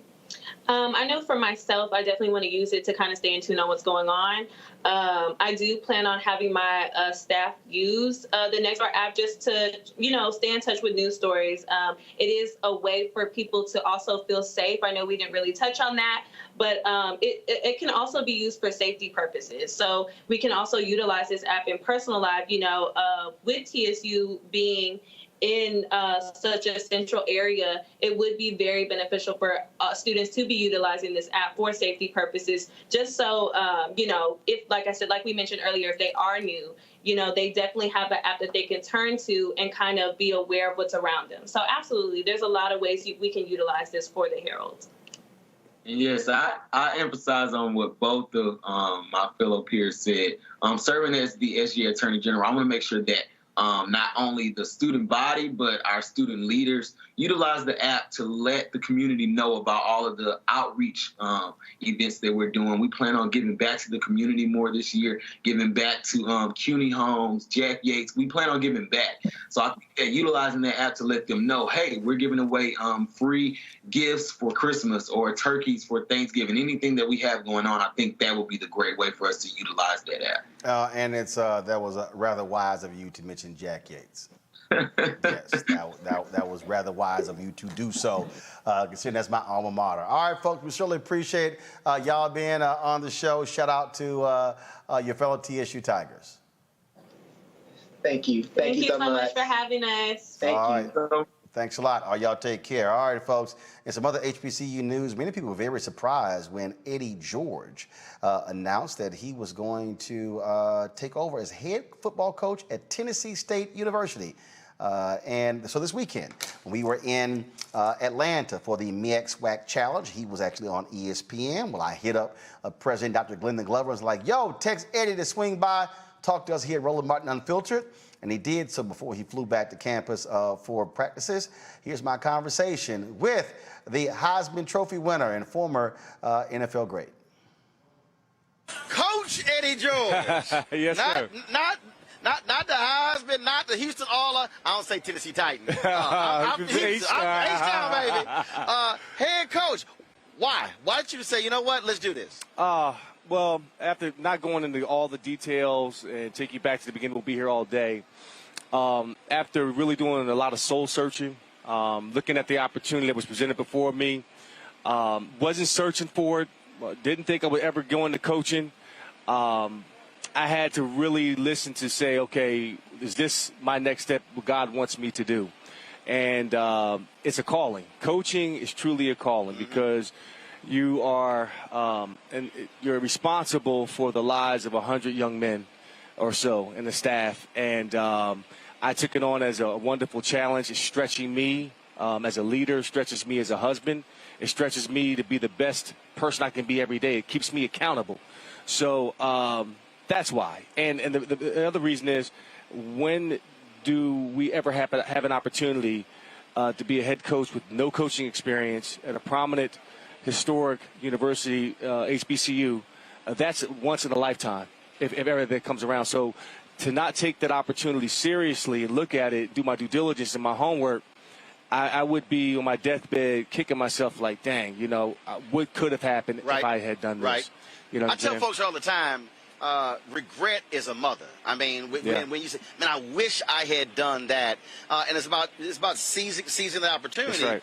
And we're also now operating in a space where there is a lot more heightened interest in historically black colleges and universities, and people are now they're getting out of the, let's just be clear, white validation. Look, Ohio State, Texas A&M, and then folks say, wait a minute, hold up, that's just as good. Just as good. The product is just as good. I think the key now is it just can't be a spike or just overnight type of success. How do you make it sustainable? I think it's going to be an investment. It's going to have to be through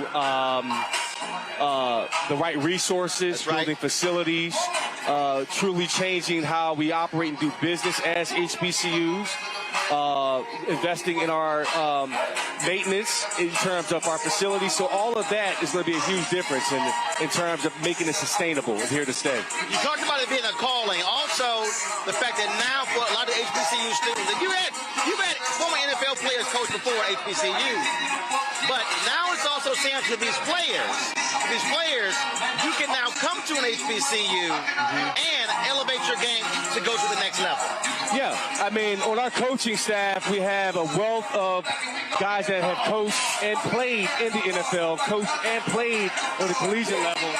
I believe I can take a 5-star and still get them to that next level. And I'm going to develop that 2- or 3-star and get them to that next level. By the things of how we operate both on and off the football field, how we practice, how we prepare, and how we move. So that's what I believe in. Well, I tell you what, I think because we're operating in a social media world with Dion at Jackson State, you at Tennessee State, Reggie Theus at Bethune-Cookman, I think it's also going to send a message to a lot of other guys. Hey, wait a minute. I'm trying to go back to my alma mater. I can actually have a greater impact by being able to align with HBCU. Yeah, I mean, given my experiences and things that I've done through building businesses and getting my master's in business, people that I've met throughout my career, I can now take those resources and help build out HBCUs and implement different strategies that I've been afforded to see be successful at other institutions, other businesses that I believe could be a culture changer for a lot of these other HBCUs. Well, look, I know you got a plane to catch. Yeah. Y'all got practice. You tell Dr. Glover, I did the commencement a couple of years ago. Yeah. And so I'm going to be a scholar in residence at Fisk. Oh, nice. This fall. Yes. So I might swing on by. You know what? I won't fault you for making some poor decisions in your life. I noticed that you're an alpha, right? Oh, well, hold up. You didn't recognize that? You didn't see that? Yeah, that's a poor decision. It's about the purple and gold. What little youth group? Yeah. What little youth group you in? I'm the purple and gold. You know that. Well, y'all took one of our colors. Because we had it first. So always remember. We enhanced it. Always remember. I remember, Alpha's your daddy. The Omega is the end. Yeah. And remember, Jesus was an Alpha. Okay. My man. All right, baby. Good seeing you, bro. Good seeing you. Yeah, he had no comeback for that one, Jesus being an alpha. It is good to see, Mustafa. You see, as we talked about that, the embracing of HBCUs by guys who did not attend HBCUs like Eddie George or even the Deion Sanders. Yeah, but we're coming back home to our universities. These universities were created for us to be able to show our excellence. And I hope that they all have the same level of success that Eddie Robinson did, who really set the platform for what a coach can do in both changing young men's lives and also winning on the field. So I hope that they have that same level of success. The thing here, and we're going to have this conversation tomorrow. We did a lot of different interviews, and we heard from others, Brianna, about how vital it is, again, when you have these individuals who have big names, but they also have relationships and how they can impact that and bring these resources to the HBCU institutions.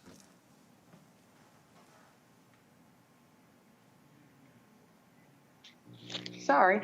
Absolutely. I am as well not, I never went to HBCU, but I do find the importance of them. And your frat was birthed in my school. And as a Delta, I understand the bonds and what we can do as a community together to improve our community. So I wholeheartedly support it and hope that we get more people behind us to support it to better our communities. Cleo.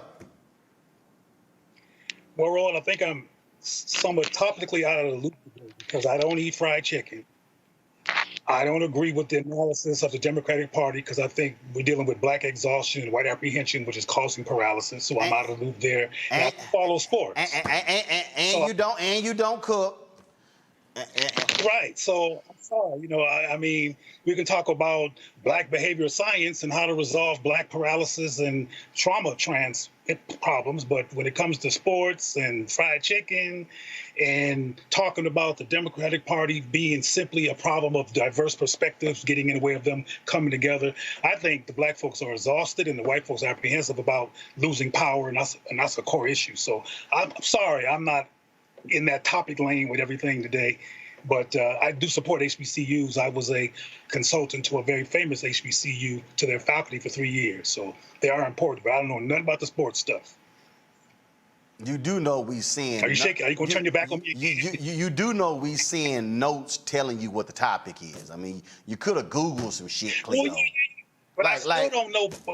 Like you could you could have Googled some shit and read an article or two, Cleo.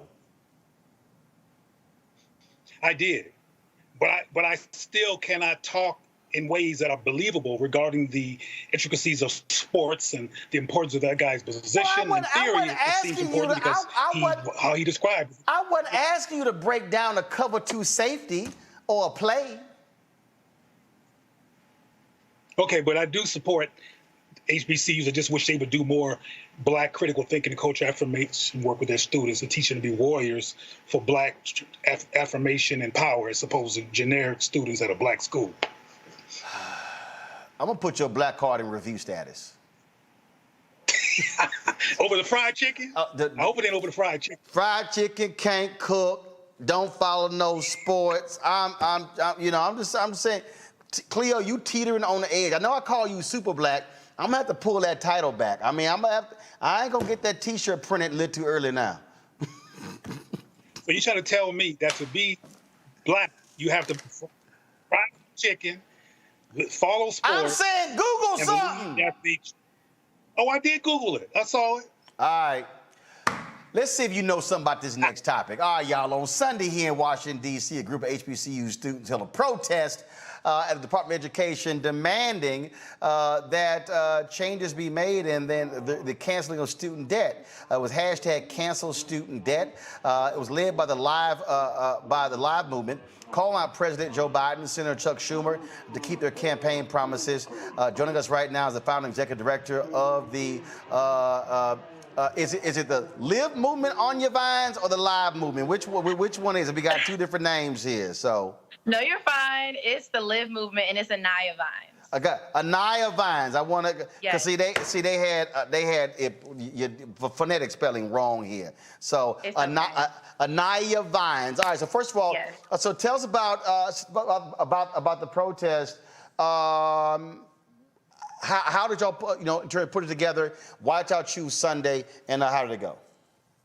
Yeah. So just a little background about my organization, the Live movement, standing on the foundation that we must live for those who have died. So paying homage to those who came before us by making sure we continue on the fight in the streets, We fight for racial and educational equity, and we're an HBCU coalition.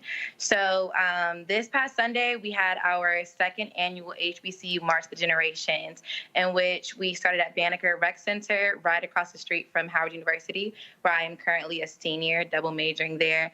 And we ended at the Department of Education. So we had to amplify the voices of HBCU students, which goes unnoticed so much. So making sure people understand how we need student loan debt canceled, how we need the American Families Plan passed, how we need our Secretary of Education, Miguel Cardona, to give a letter to the president recommending $50,000 immediately taken off for student loan debt. This is the demands that we were amplifying on Sunday. You've got, but you have, you've had Senator Elizabeth Warren pushing President Biden hard, saying he has the authority. You've had Speaker Nancy Pelosi come out and say, oh, well, this would be unfair for people of means. I make the argument that, look, rich folks have always gotten stuff in this country, but if you cancel student loan debt, it's going to benefit those in need more.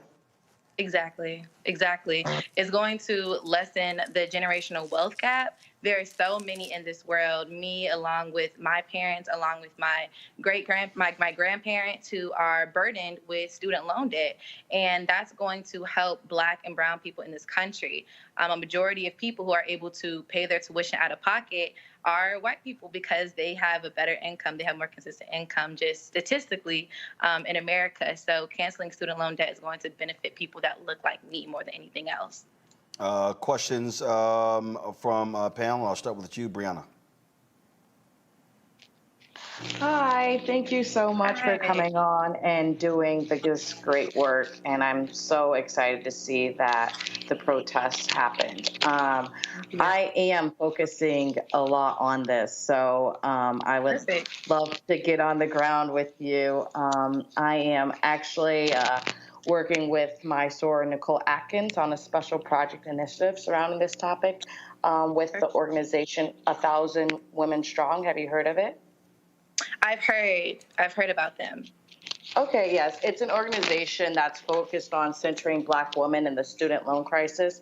And so I would love, for us to work together further just to amplify the works of a million Black women and bettering our community. And so within that, as Roland was stating, Senator Warren has been pressing this.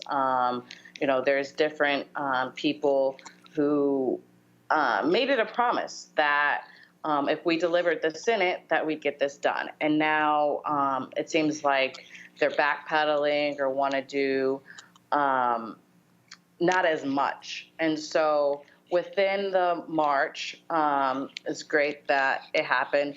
What are some of the deliverables and next steps that you would want to take in regards to trying to really push the administration and getting this done for us? Well, we need to sit down and talk to people at the end of the day. There's a lot of people that are not giving attention to people like me, college students. If you don't have a big name or political power, then they're not trying to pay you any attention.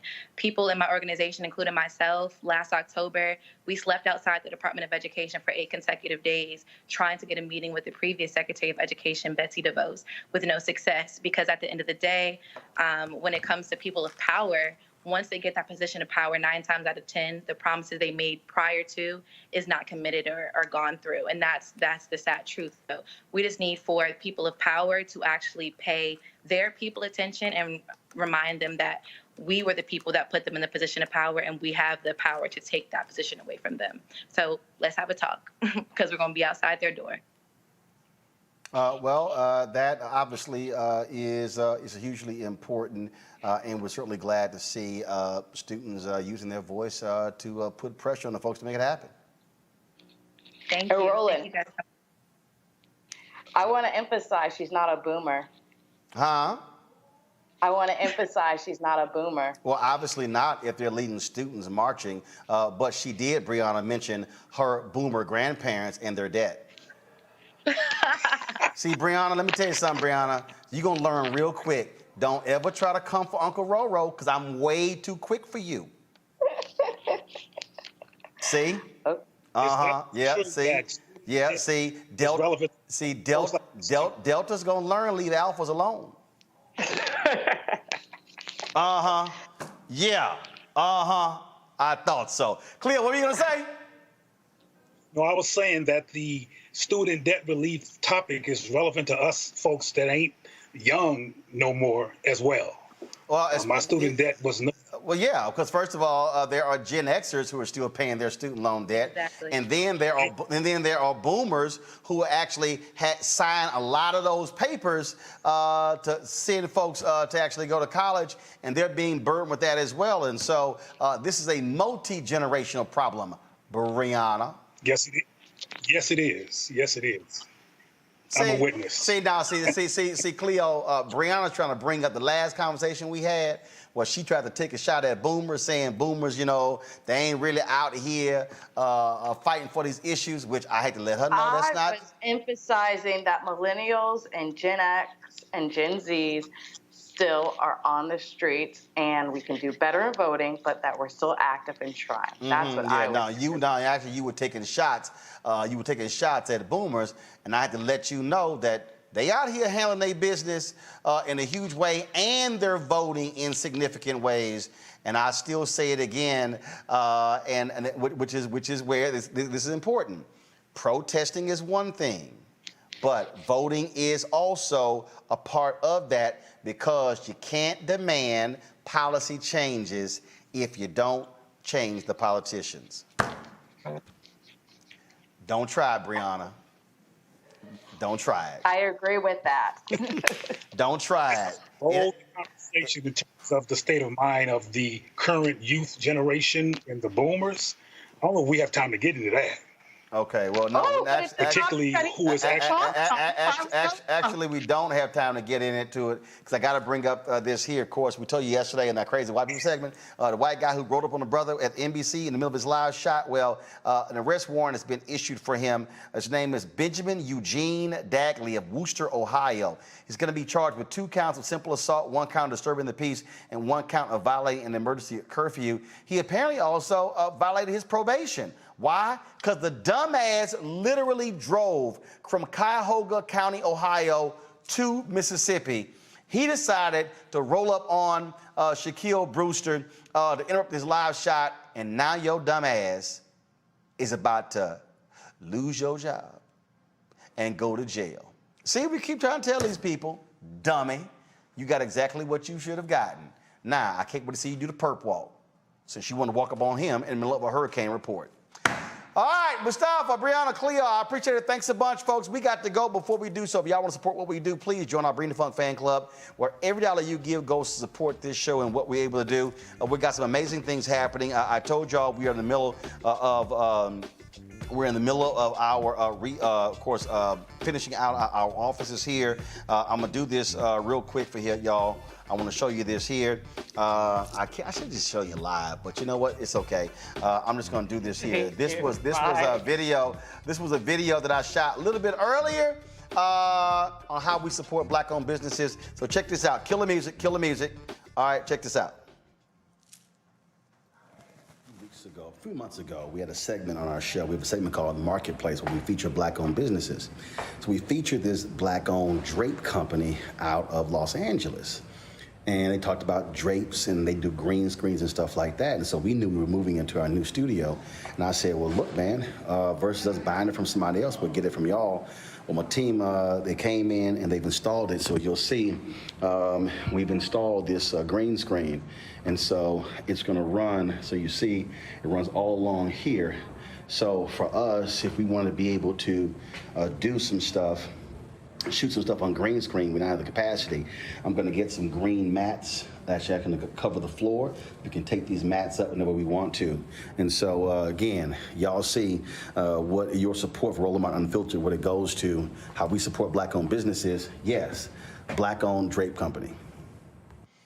All right, the company is called Stitch Services, Inc. out of Los Angeles, so we surely appreciate it. Thank you so very much. So please, folks, join our Bring the Fuck fan club, Cash App, $RM Unfiltered, PayPal.me/R Martin Unfiltered, Venmo is /RM Unfiltered, and of course, Zelle is Roland@RolandSMartin.com, Roland@RolandMartinUnfiltered.com. gmail.com. All right, folks, I'm going to see you guys tomorrow right here on Roland Martin Unfiltered. Shout out to all my Alpha brothers. That's, rocking the Life Member shirt today. And, of course, you got to wear the Alpha beads. Henry, go ahead and zoom in. So, the brothers...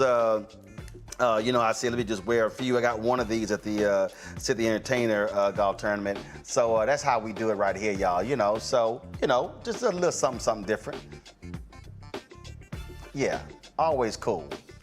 And that Alpha ring right there. I gotta go. I'll see y'all tomorrow. Holla!